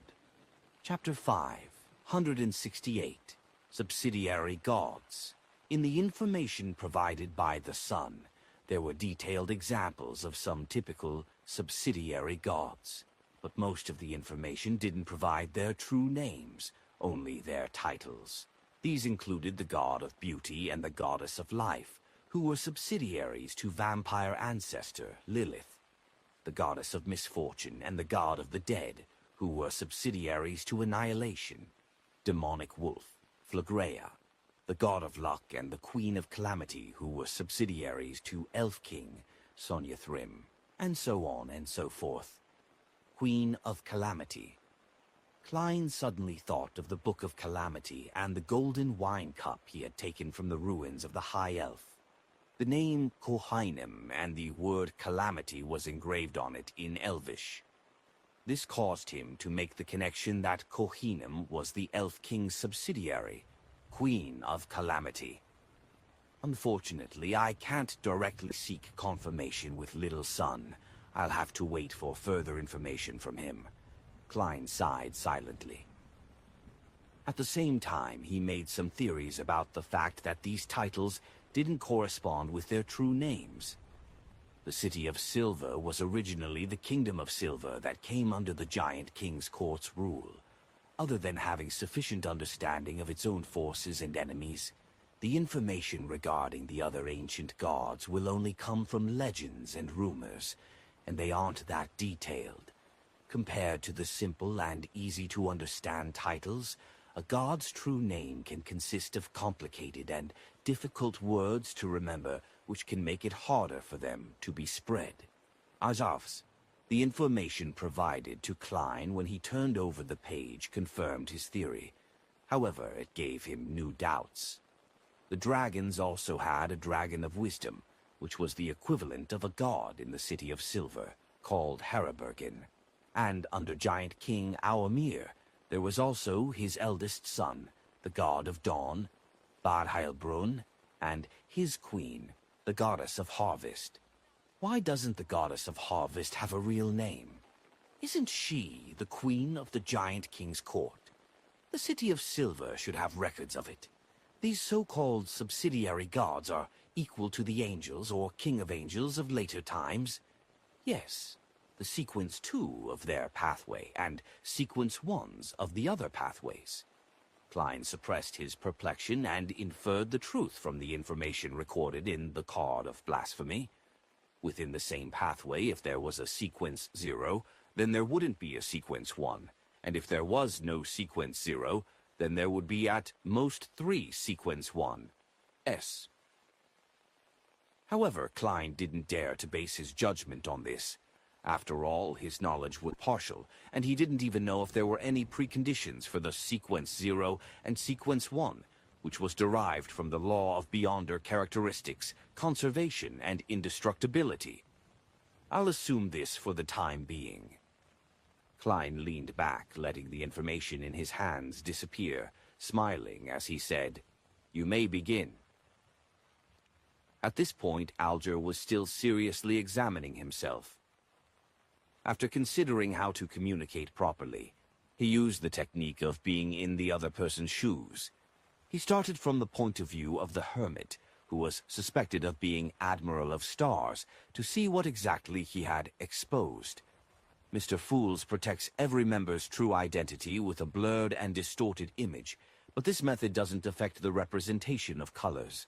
Dark brown colors can be difficult to distinguish, but bright colors are easily grasped. At the very least, I can tell that Miss Justice is blonde with bright green eyes. And for me, the most obvious thing I can't hide is my dark blue hair. But this doesn't say anything. It's not a problem to say that dark blue hair is a common mutation in Beyonders within the Sailor pathway, but the converse isn't true. This is because such traits are hereditary. On Sonia Island and in the Berserk Sea around Desi Bay, they were places where elves originally gathered. Many humans with traces of elvish blood will also have dark blue hair. It's the same for districts where there are a certain number of Church of Storms Beyonders. Ignoring any other trait, it's difficult for the hermit to determine any further information based on the situation. Just as Alger heaved a sigh of relief, he caught sight of the storm robe he was wearing. After returning to the Blue Avenger, not only was he the captain of the ship, but he was also the bishop of the sailors. He often needed to wear the corresponding clothes to celebrate Mass. If he didn't show his devotion in his daily actions, there might come a day when he would be reported by his subordinates. The Church of Storms has always been wary of those members who had been drifting out at sea for a long time, as prolonged acting as pirates might one day turn them into real pirates. In any case, the Lord of Storms has never given a revelation to exclude pirates from his followers. Under the cover of that blurred distortion, it's hard to see the details of one's clothing clearly. This isn't a problem. However, I still have to pay attention in the future. During tarot gatherings, I should change into a set of ordinary clothes. Although I can't be sure, I still have to treat her as a pirate admiral. I can't afford to be careless, Alger thought cautiously. At this moment, he heard the seemingly suppressed voice of the Moon Emlyn, which was a result of him being unable to hide his emotions. Mr. Hanged Man, I've done the preparations. When can you obtain the inheritance of that sanguine baron? You mentioned before that it's in the hands of some powerful pirate. You didn't have to say the last sentence. Alger's body instantly stiffened. Powerful pirate. The hermit's eyes swept over the Hanged Man once again. Alger's expression didn't change as he turned his head to the moon and asked, "Have you obtained the funds?" Course, Emlyn raised his neck. He originally wanted to wait until the 3-month maturity was up before he went to the bank to withdraw the money, but he soon discovered that he was in a completely different mood after deciding to buy the Sanguine Baron's inheritance. He no longer had any qualms or hesitation. He was filled with expectation and desire, wishing that he could get his hands on it immediately. It was just like how he felt in the past when he was about to buy a beloved doll. He had held back for more than a week before finally giving up by selling the acceptance draft. Although he had lost some money, it was still acceptable. In many situations, an acceptance draft could be used as a currency. I'll get it for you within the week. Finally, let's confirm the price. 4,500 pounds. Is that all right? Seeing that a deal was about to be struck, Alger didn't pursue the moon's act of exposing him. Emlyn thought about the dolls in his room, cleared his throat, and said with his eyes furtively darting around, "Can it be cheaper? Oh, it's not up to me to decide, but I can try to acquire it for you at a lower price. Also, don't forget my commission. Let's lower it. How about 300 pounds? Alger's tone didn't change at all. All right, Emlyn exhaled quietly.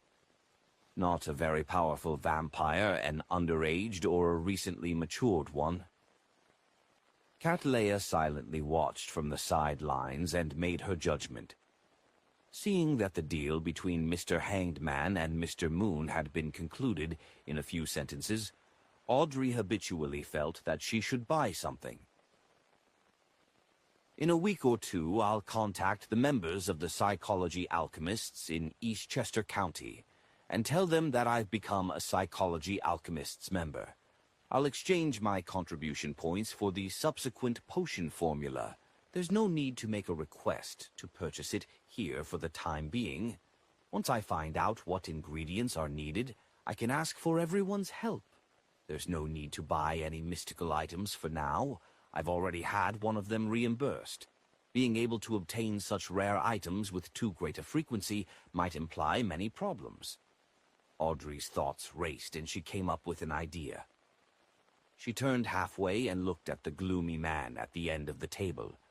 "Oh, Mr. World, you mentioned that you have clues to the characteristic left behind by a psychiatrist.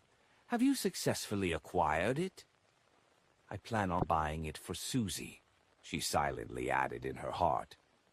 In fact, when she was considering this matter, she had another slightly mischievous idea, which was to find an excuse for Mr. Fool to turn over the Dark Emperor card which sat beside him. From her point of view, Ma'am Hermit was particularly affected by the matter regarding Roselle's diary, and from how her reaction was extraordinarily excessive before she quickly hid it, it was quite possible that she knew about the cards of blasphemy. Therefore, the moment she saw it, she would expose a lot of problems and express the truest thoughts in her heart.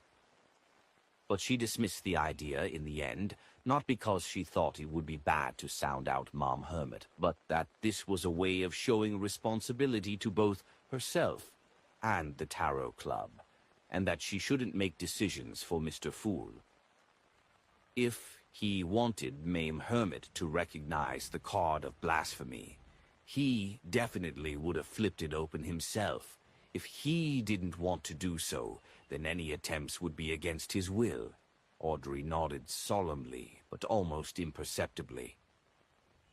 At this moment, the world replied hoarsely, "If you're certain that you want it, then I will give it to you as soon as possible. The price is £1,800.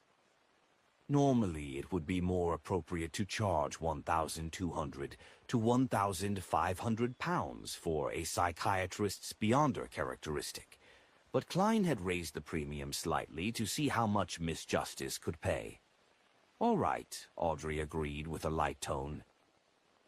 She had paid off the money owed to Viscount Glaint. She had received many gifts for having reached adulthood after returning to her family's fief. It was a time when her finances were in a rather good condition. She had even arranged for the money to be returned to Mr. Fool's Blessed next month. In the future, her monthly income would be above £3,000, and a substantial portion of her normal expenses wasn't going to be borne by her due to the love of her parents and the results of her previous meritorious exploits. While the two were discussing, the Hanged Man was somewhat surprised. The world had just sold the Faceless Beyonder characteristic the previous time, and he had recently acquired Steel Mavetti's Beyonder characteristic. Yet he appeared to have a psychiatrist characteristic in his collection, and all of this happened in less than a month. On second thought, Alger quickly came to an understanding. The world represented a group of blessed, of Meister Fool, that might be the harvest from the other blessed. As he imagined this, the world who was Klein was in a state of shock towards Miss Justice's opulence. He had thought that Miss Justice, who had just spent £5,500 on a mystical item, wouldn't be as well off as before. It was just like last year, so he had reserved space for her to haggle. Who knew that she would still agree to the deal without hesitation? Has she dug up a gold mine? Klein couldn't help but silently lampoon. Seeing that they had finished their discussion, Derek hurriedly raised his hand, having learned from Miss Justice. "Which one of you has the fruit of the Radiance Spirit Pack Tree?" He had rather successfully collected the other ingredients of the Solar High Priest potion. Just as Cattleya had initially figured out that Miss Justice was a yet-to-advance psychiatrist, she heard this request. After a few seconds of silence, she said, "I do. What can you provide in exchange?" After observing for a long time, she decided to intervene in a small transaction to gain a deeper understanding of how the Tarot Club operated. I can use the history of the City of Silver, or the history of dragons, elves, and other dark creatures to barter," Derek said sincerely.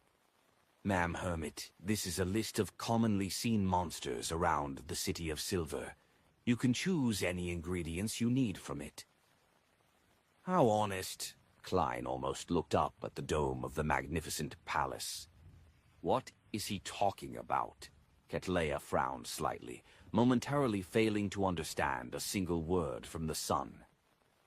Chapter 569. A Straw Will Show Which Way the Wind Blows. After a brief moment of consideration, the hermit Cattleya made the choice that benefited her the most. She said, without betraying her emotions, I'll make a decision after seeing what the commonly seen monsters are around the City of Silver. Another person who gains something without risking anything of her own. Are the people who spend too much time at sea good at fleecing others? Or is little son in such a state that makes it impossible to resist fleecing him? Klein instinctively excluded himself from the group of seafarers. All right. Under Justice and Company's scrutiny, Derek didn't hesitate to agree to Ma'am Hermit's request. He recalled the content and conjured it, recording the most commonly seen monsters around the City of Silver into a list. However, it wasn't as detailed as before, and there were quite a few missing. After all, the Sun Pathway's improvement in regards to his memory was rather limited.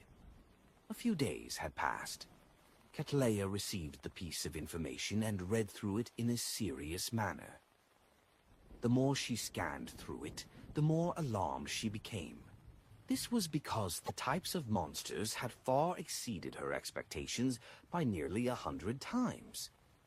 Most of the names used were ancient names, if not for her being a Moses Ascetic Order member who had been pursued by knowledge, and having reached Sequence 5, making her experienced and knowledgeable, there was no way she could have known what these names would really be referring to. But even so, there were still a few monsters she had never heard of.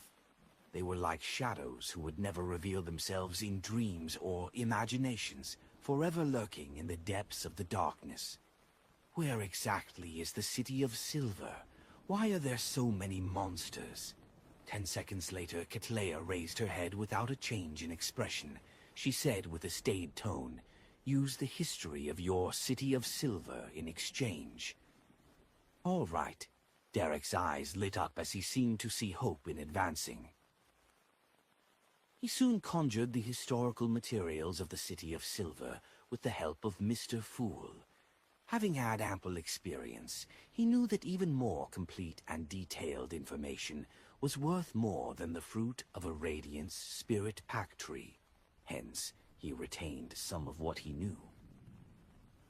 Cattleya knew that she wasn't Mr. Fool, so it was impossible for her to let the members patiently wait for her to finish reading. Therefore, she casually flipped through it. After confirming its value, she deliberated and asked, "How should I hand over the fruit of the Radiance Spirit Pack tree to you?" Just as she said that, she suddenly thought of something.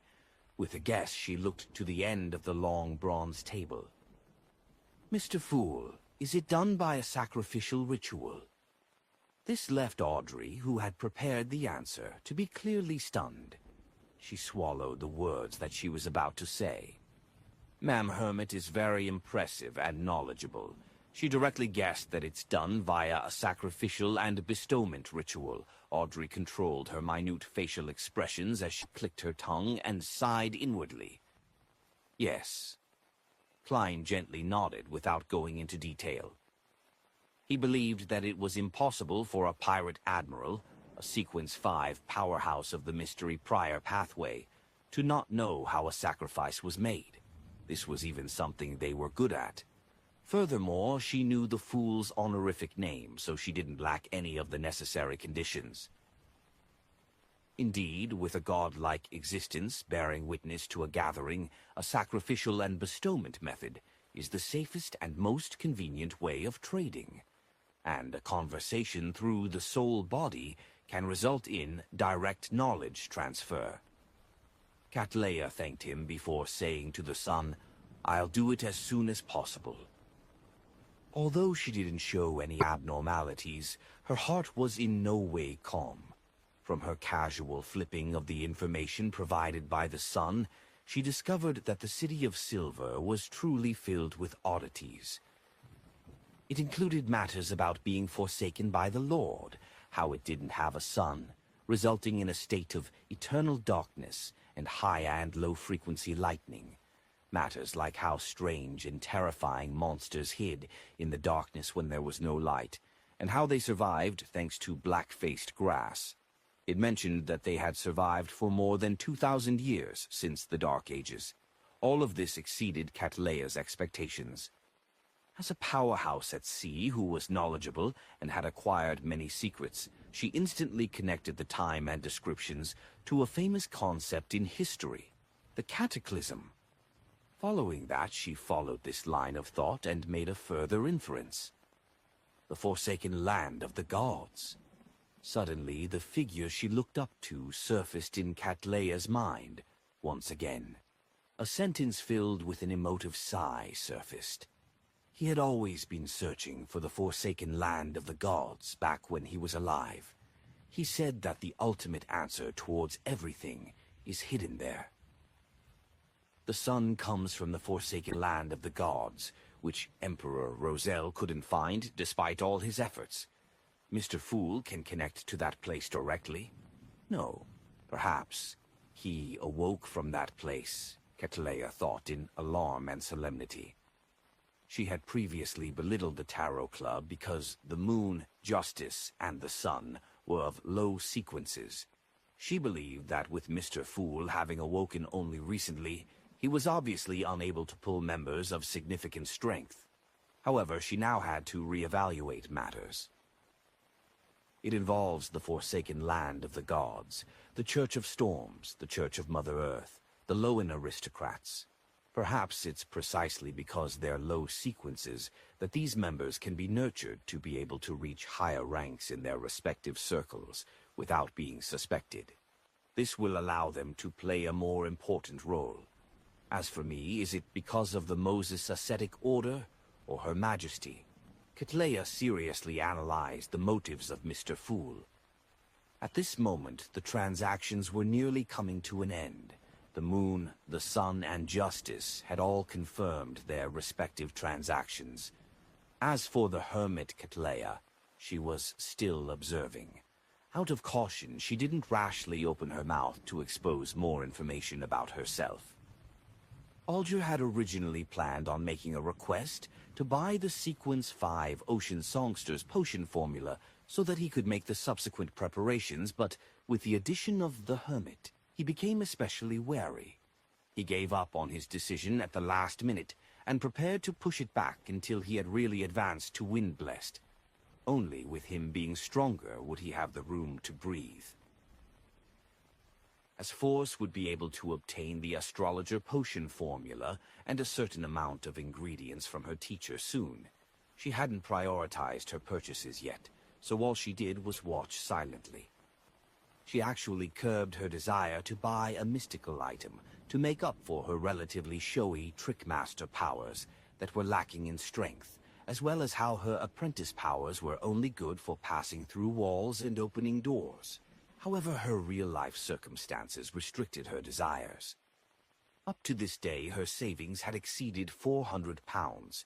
For a member of the middle class, that was rather good, but she clearly remembered how Miss Justice had bought a mystical item for £5,500 previously.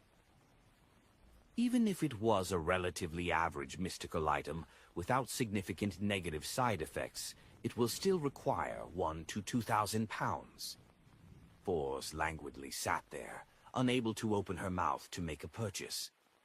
Klein controlled the world to scan his surroundings before hoarsely saying, "I need a pair of eyes from a six-winged gargoyle." The supplementary ingredients of a nimble right master, Drago bark, and the spring water from Sonia Island's Golden Spring were commonly seen items in the mysterious world. As long as he purchased them at different occasions, he wouldn't garner suspicion from anyone. Therefore, Klein only requested for the eyes of a six-winged gargoyle. The hermit glanced at the world and said without rushing, £300, or the equivalent cost in gold coins. She had noticed that the previous transactions were all made in Lowen's gold pound. As expected of the Admiral of Stars, who has a pirate crew with an ancient faction backing her, she is very resourceful, and her prices are cheaper than usual. If not for Little Sun's imminent advancement, and how he would soon obtain the method for removing the mental corruption of a Beyonder characteristic, I would have even consulted her on this problem, Klein thought as he made the world smiled deeply. Okay. With the transaction completed, the palace that resembled a giant's residence fell silent for more than 10 seconds. Without Mr. Fool's reminder, Justice, the Sun, and company knew that they had entered the free exchange segment. The Hanged Man. Alger deliberately looked at Miss Justice and Miss Magician without looking at Mame Hermit. Something major recently happened in the Rorstead archipelago. He didn't plan on divulging the world's involvement, since it was very likely that Mr. Fool was in possession of the sea god's identity. If he were to rashly confirm this matter, it might spoil Mr. Fool's plans and throw himself into danger. He planned on using a normal tone to mention the happenings on the surface, while emphasizing the Moses Ascetic Order member, archaeologist and adventurer Letitia. He planned on using this to sound out the Hermit to figure out if she was Admiral of Stars, Cattleya. This was because this pirate admiral was rumored to also be a member of the Moses Ascetic Order. "What happened?" Justice asked with piqued interest. Alger said calmly, "A disguised archaeologist, Letitia, discovered an ancient elvish ruin in Saimim Island and took out an item from it. This pushed the deity the locals believed in, sea god Calvetua, to be on the brink of collapse. This fake god wished to create tsunamis to drown the island so that everyone could accompany it in its death, but it was stopped by the Church of Storm's Sea King. Finally, Letitia was found, and Calvetua had died. The threat of the tsunamis was leveled, but strangely, the devout believers of the sea god would still occasionally receive responses. Letitia is dead, for an ancient elvish ruin. Cattleya had heard of this archaeologist who was part of the same organization before, but she wasn't too familiar with her. This was because former members of the Moses Ascetic Order had to spend a certain amount of time in silent ascetic training. When fully paying attention, she was able to control her powers in a way that significantly exceeded the average person. Therefore, she only seemed slightly stirred as she listened seriously to the Hanged Man's description, without showing any obvious abnormalities. When the Hanged Man said that Calvetua was dead, and how the sea god still responded to its believers, Cattleya first frowned in puzzlement before using her spiritual intuition to recall a certain scene. Yesterday, she had seen Mr. Fool hold a milky white scepter when he pulled her above the gray fog. At the tip of the scepter were many tiny blue gems, which were swirling with countless points of holy light. And more importantly, it emanated an aura of godhood, one that seemed like the corporeal aura of the ocean and storm. This, Cattleya instinctively turned her head to the end of the long bronze table, where Mr. Fool was shrouded in the grayish-white fog. Chapter 570. Not admitting or denying. Why is she looking at Mr. Fool? Audrey sharply noticed the hermit's subtle motion. This left her somewhat suspicious. From her point of view, this was an atypical response. Mr. Hanged Man was clearly mentioning something that had little to do with everyone. He was talking about the so-called sea god Calvetua's ability to occasionally reply to its believers, despite its apparent death. So why would Ma'am Hermit look towards Mr. Fool? Calvetua's death, occasionally replying to its believers. Ma'am Hermit is looking at Mr. Fool. Could it be? Audrey's eyes lit up as she came to a conclusion. Could it be that Mr. Fool is the one replying to Calvetua's believers? Ma'am Hermit knows about this, so... As thoughts whizzed through her mind, Audrey had turned her body halfway to look expectantly at Mr. Fool, who was seated leisurely at the end of the long bronze table. Meanwhile, Alger was also surprised and alarmed about the hermit's unexpected reaction. I was only trying to sound her out about what connection she has with the Moses Ascetic Order member, Letitia. Why would she suddenly turn to look at Mr. Fool? Could it be that she knows that the current sea god is a manifestation of Mr. Fool? Her reaction implies this is highly likely. Before she was recruited into the Tarot Club, did she have a lot of secret exchanges with Mr. Fool, and was already secretly working for him? The more Alger thought, the more he paid attention to the hermit. Then he subconsciously joined her in looking towards Mr. Fool, who was shrouded in the grayish-white fog. He, the hermit, and Justice turned around at different times, but their nearly unanimous actions made the Magician Fours and company notice something amiss. Why are they looking at Mr. Fool? Does Sea God Calvatua's death have to do with Mr. Fool? Believing they were smart, Force and Emlyn began guessing at the reason as they cast their gaze to the end of the long bronze table. Derek didn't know who Sea God Calvatua was, nor did he understand what it meant for it to respond to its believers even after its death. However, since everyone was looking at Mr. Fool, he naturally looked over as well. The world was late by a second, as though he was deliberating over something. He first scanned the hanged man, making him shudder in fear. Then he changed the direction of his gaze. At this point, Klein had already come to realize which detail Ma'am Hermit had used to guess that he was the one replying to Sea God Calvatua's believers in its stead. He was still stumped over what stance to use. Should I pretend that it's a trivial matter and that I didn't take it to heart, but since you mentioned it, I'll just admit it in passing? Or should I take the stance that since I'm a god, there's no need for me to explain myself to you, so there's no need for me to admit or deny anything? Klein recalled the fool's persona and quickly made a decision. The choice was to neither admit or deny anything, so as to prevent him from losing his standing as a god. However, he would add a single sentence on a particular point, making those who had failed to guess it become more puzzled, while the suspicious ones would be enlightened, but would still be left shrouded in confusion as they realized deep down how unfathomable Mr. Fool was. With this in mind, Klein, who had leaned back, chuckled. He said leisurely and indifferently, Calvatua became a demigod by relying on a relic left behind by Calamity Kohainem. So they're consulting Mr. Fool about the situation with the sea god. But that doesn't convince me.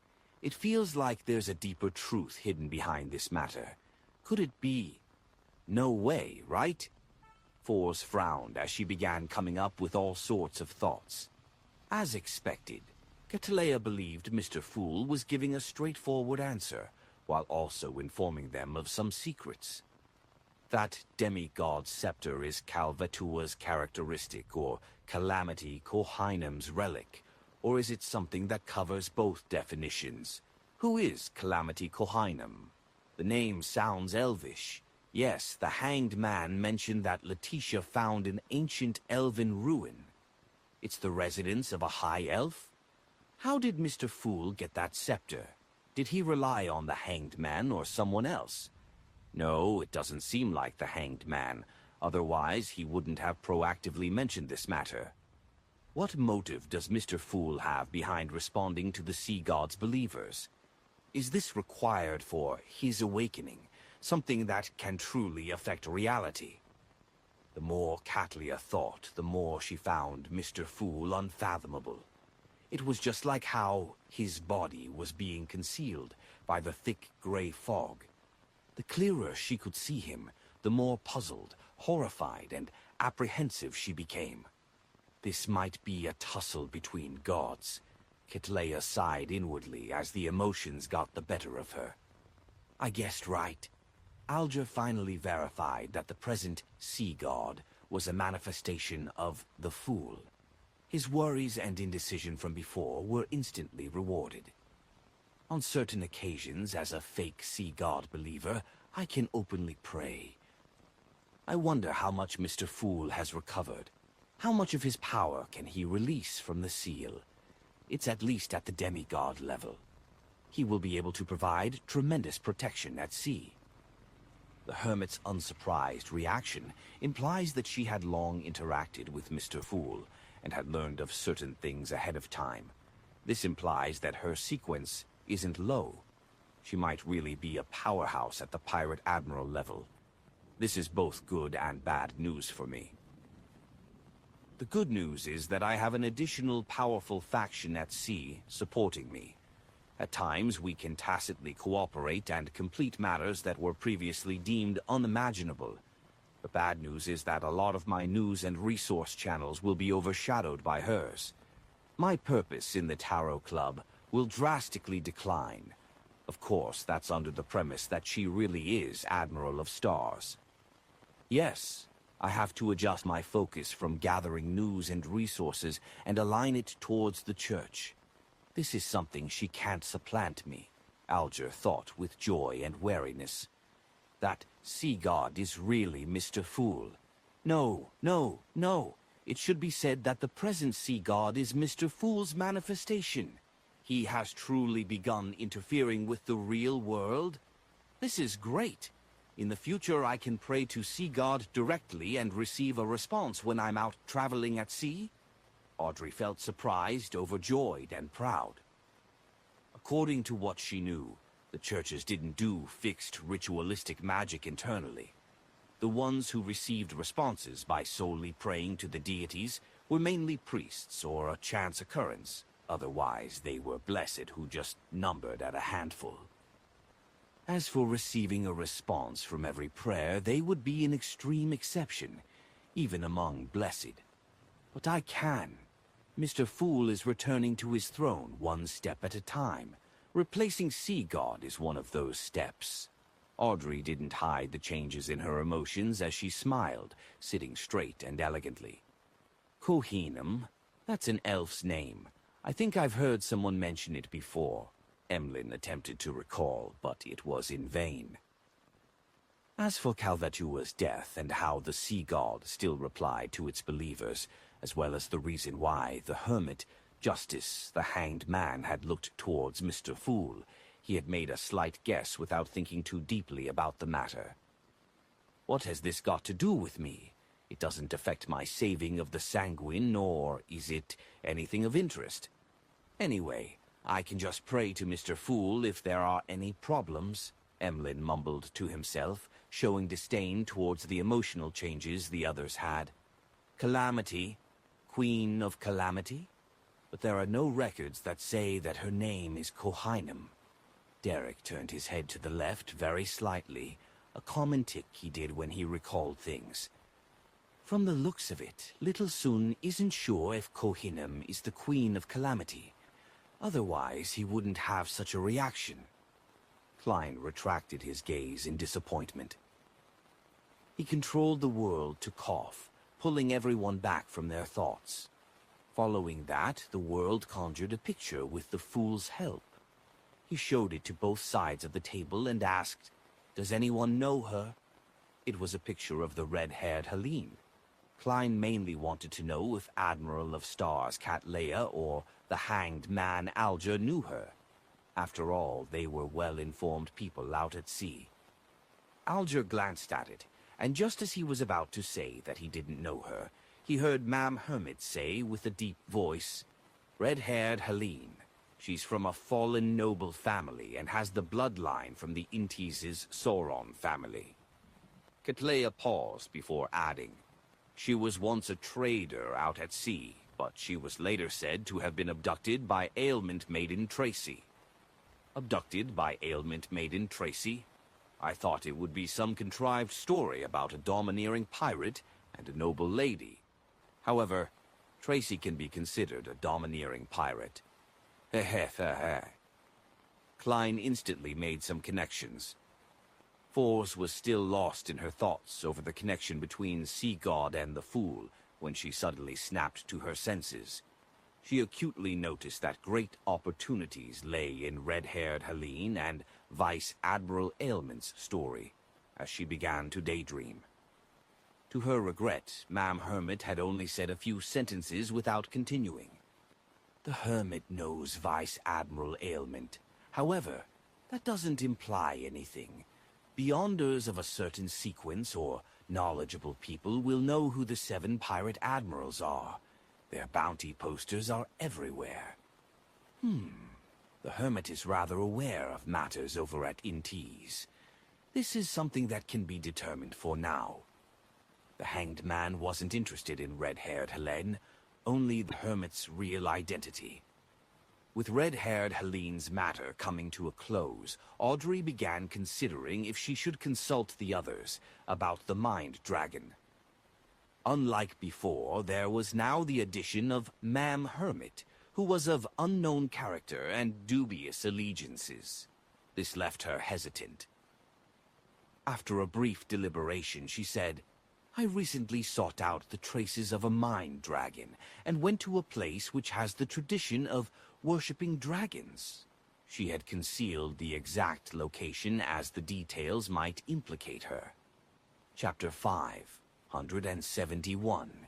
Huge Pressure. Audrey simply mentioned the ancient folk song, but she didn't describe the content in detail. She was afraid that the knowledgeable Ma'am Hermit would be able to guess at the exact location. She only mentioned the inspiration she had, and how she used a psychological cue to retain her lucidity in her dream before beginning a magical journey. Psychological cue. She knows how to plant a psychological cue. She's likely a Sequence 7 psychiatrist. Cattleya habitually made a judgment, but she immediately felt even more perplexed. Then why would she be buying the Beyonder characteristic of a psychiatrist? Taking the same potion gives a limited increase in strength while being prone to losing control. Furthermore, it will be an obstacle towards the digestion of the potion. To create a mystical item? But this will overlap with her own Beyonder powers. There's no value to that. To give it to someone else. Amidst Cattleya's guesses, Audrey had already mentioned her chaotic dream and how she came to the edge of her conscious. Then she used the conjuring method she learned from Mr. Fool to create a staircase that led downwards. She then slowly delved deep into her conscious. She didn't describe in detail the various points of light in her subconscious, as it involved embarrassing secrets she didn't wish to share. She focused on her lonely and long journey with no end in sight. She also expressed how there were various monsters hiding in the surrounding grayness that placed immense pressure on her. She mentioned how she nearly broke down several times and barely managed to endure it, thanks to her Beyonder powers. Then she reached the point of her finally arriving at the illusory sea of collective subconscious. The memory imprints of the human pioneers, and the spread and reflection of the consciousness of the surrounding creatures were presented under Audrey's coherent and unhurried descriptions. Then it was fixed onto the dragon with grayish stone scales that had flown out from the sea of collective subconscious. There's a dragon that lives in the sea of collective subconscious. What a magical and beautiful journey. Although Miss Justice didn't encounter any enemies or danger, it still leaves me a little surreal. Force suddenly thought of a title of a book, Miss Justice's Dream Tour. While rounding things up, Audrey scanned the area and asked, "Ladies and gentlemen, do you have any suggestions? Do you think that the dragon's City of Miracles, live side, is also hidden in the sea of collective subconscious? If I wish to continue searching, what should I take note of? What advanced preparations do I need to make?" The Hanged Man. Alger glanced at the hermit and said in a serious tone, "I don't think you should continue exploring. It's a very dangerous act. According to the records, most dragons are creatures with flesh and blood. This includes the Mind Dragon. By allowing itself to survive and swim through the so-called sea of collective subconscious, it means that the dragon you saw was a sufficiently high sequence. At the very least, it's at the level of a demigod. Before you reach Sequence 5, it's best that you don't consider this." Cattleya nodded and said, There are many other dangerous things in the sea of collective subconscious. The accumulated maleficent thoughts of humanity, the desires that can corrupt soul bodies, the terrifying memories since ancient times that resemble storms and waves at sea. All of these will deal severe psychological harm to you. It might prevent you from ever waking up. Besides, that's the sea of collective subconscious of all creatures, which isn't only limited to humans. There might be evil spirits, evil gods, or the consciousness of some terrifying existence hidden in there. They're like gigantic maelstroms that can devour ships. Before you truly acquire beyonder powers that allow you to travel through the sea of collective subconscious, it's best not to rashly explore too deeply. Audrey, who was filled with expectations, felt disappointed. However, she couldn't help but admit that Mr. Hanged Man and Ma'am Hermit had spoken very logically and sincerely. She silently inhaled and said to herself, "Audrey, don't be headstrong. Wait till you're Sequence 5 before making the attempt again." She totally didn't consider how difficult it was to become a Sequence 5. At that level, one could even compete to become one of the 7 pirate admirals, or even make the 7 become 8. From Audrey's point of view, with Mr. Fool and the Tarot Club, as long as she was careful and calm, she would definitely be able to successfully attain that level in a year or two, if she didn't take unnecessary risks. Only the gate to being a demigod was hard to push open. Ma'am Hermit knows a lot and is very knowledgeable. Audrey clung on to the last sliver of hope and looked towards Mr. Fool at the end of the table, hoping that this godlike existence would provide a suggestion that was different from Mr. Hanged Man or Ma'am Hermit. "Don't look at me. I have no idea." Klein tried his best not to blink. His understanding of the conscious, subconscious, and the collective subconscious was still stuck at a theoretical level that Spirit Medium Daily had described. He didn't understand anything more.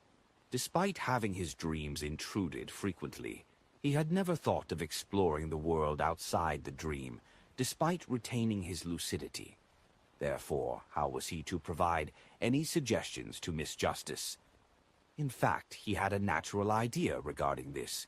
However, he wasn't sure if it would work without having done any verification. In the past, even if he lacked the confidence, he could vaguely make a comment. But now, with Admiral of Stars Ketleia sitting at the side, watching, it only made it easier for him to make mistakes the more he spoke. The less he spoke, the fewer mistakes he would commit. And there was no chance of making mistakes by keeping silent. What a pressure-inducing new member. Klein sighed inwardly. He didn't say a word and maintained his faint smile. If not for him being above the gray fog and how he existed in the form of a spirit body, he suspected that such highly difficult acting would make the muscles around his eyes spasm. Mr. Fool doesn't have any suggestions. Audrey retracted her gaze in depression. She stopped fantasizing about exploring the sea of collective subconscious so soon. At this moment, the Moon Emlyn, who was already turning impatient, cleared his throat. "I've seriously researched the history handed down by U.S. Sanguine. Sanguine, he really is a vampire. Nurturing vampires and pulling vampires into the church is really a tradition of the Church of Mother Earth." Ketleia nodded as she looked like she was listening seriously. Meanwhile, she felt that some of her conclusions needed adjustments. The moon directly expressed his identity. Does this mean that Mr. Fool has a potent deterrence, even in the outside world, that the members aren't afraid of information being leaked? It seems like I don't have to completely hide my circumstances. Emlyn paused and looked at the sun before tipping his chin. Before the cataclysm, there was no city of silver, only the kingdom of silver. If it were anyone else who had thrown such doubt on him, Derek would have hastened to retort, expressing the fact that the people of the City of Silver were descendants of the Kingdom of Silver, and that he hadn't lied. However, after glancing at Mr. Moon and sensing his smugness, Derek turned his head to the side, feeling that an explanation was beneath him. Why must I let an arrogant vampire who doesn't acknowledge the City of Silver's history believe me? He thought silently to himself. From his reaction, Emlyn could tell that the City of Silver was indeed related to the Kingdom of Silver. He tisked and said, "The faith of the Kingdom of Silver wasn't originally Giant King Aumir, but his queen, Omabella." Omabella? Derek turned his head and blurted out, "Our City of Silver has no records of this matter, nor are there any records of a queen named Omabella." Emlyn chuckled and spread out his hands. "That's why there's nothing wrong with me saying that your City of Silver's history is flawed and incomplete, right? Clearly there are mistakes in your records of sanguine history. You took such a roundabout way to prove this. Should I say that a vampire like you has clear logic, or that you're someone who bears grudges?" Klein held back his laughter and stopped himself from sizing up yes Emlyn White. The moon and the sun's debate benefited him greatly, allowing him to know that the giant queen, the goddess of harvest, was named Omabella, the sun. Derek was just about to give a retort to Mr. Moon when he heard Ma'am Hermit speak. "Omabella is the goddess of harvest from the Second Epoch. She's also the queen of the Giant King's court. Legend has it that she perished at the end of the Second Epoch, but it's impossible to verify since no one has seen her corpse or relics. The goddess of harvest is really named Omabella." Derek was stunned. He wished to retort, but he was unable to say a word as this matter proved that the history of the City of Silver had several holes. He instantly felt somewhat aggrieved. When Emlyn saw this, he felt good. Pleasure rose from the depths of his heart. After another round of exchanges, the tarot gathering came to an end. Klein smiled and said, "Everyone, we shall meet next week. By your will." Audrey immediately got up to bow. The others weren't any slower, including the hermit Catleya. Upon returning to reality, Admiral of Stars, Catleya looked at the shattered celestial globe on her desk. She then seriously recalled what had happened at the gathering. A few details made her believe that the Tarot Club involved itself in many matters that made it nothing to scoff at, and hidden deep in the gray fog was Mr. Fool.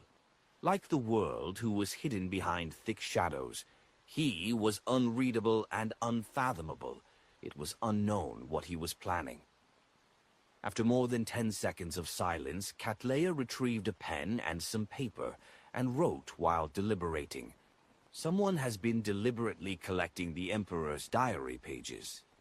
She didn't dare to expose any information that involved the Tarot Club, as she was afraid of being punished by Mr. Fool. All she could do was give a heads up on things that could be discovered under ordinary circumstances. After she was done writing and folding the letter, she took out a golden, exquisite harmonica she carried with her. Putting it to her lips, she blew it. In the blink of an eye, she saw the letter strangely vanish. Even though she wasn't wearing her glasses, she was unable to discover the arrival of the messenger. Phew. Catleya sighed and reached for her forehead and said silently, "The pressure is really huge when participating in a gathering while under the supervision of a god." With Admiral of Stars joining, the pressure on me as the Fool has greatly increased. Klein rubbed his temples above the gray fog and directly returned to the real world. Tout. He wanted to attempt the inspiration Miss Justice had received from exploring her dreams. Chapter 5.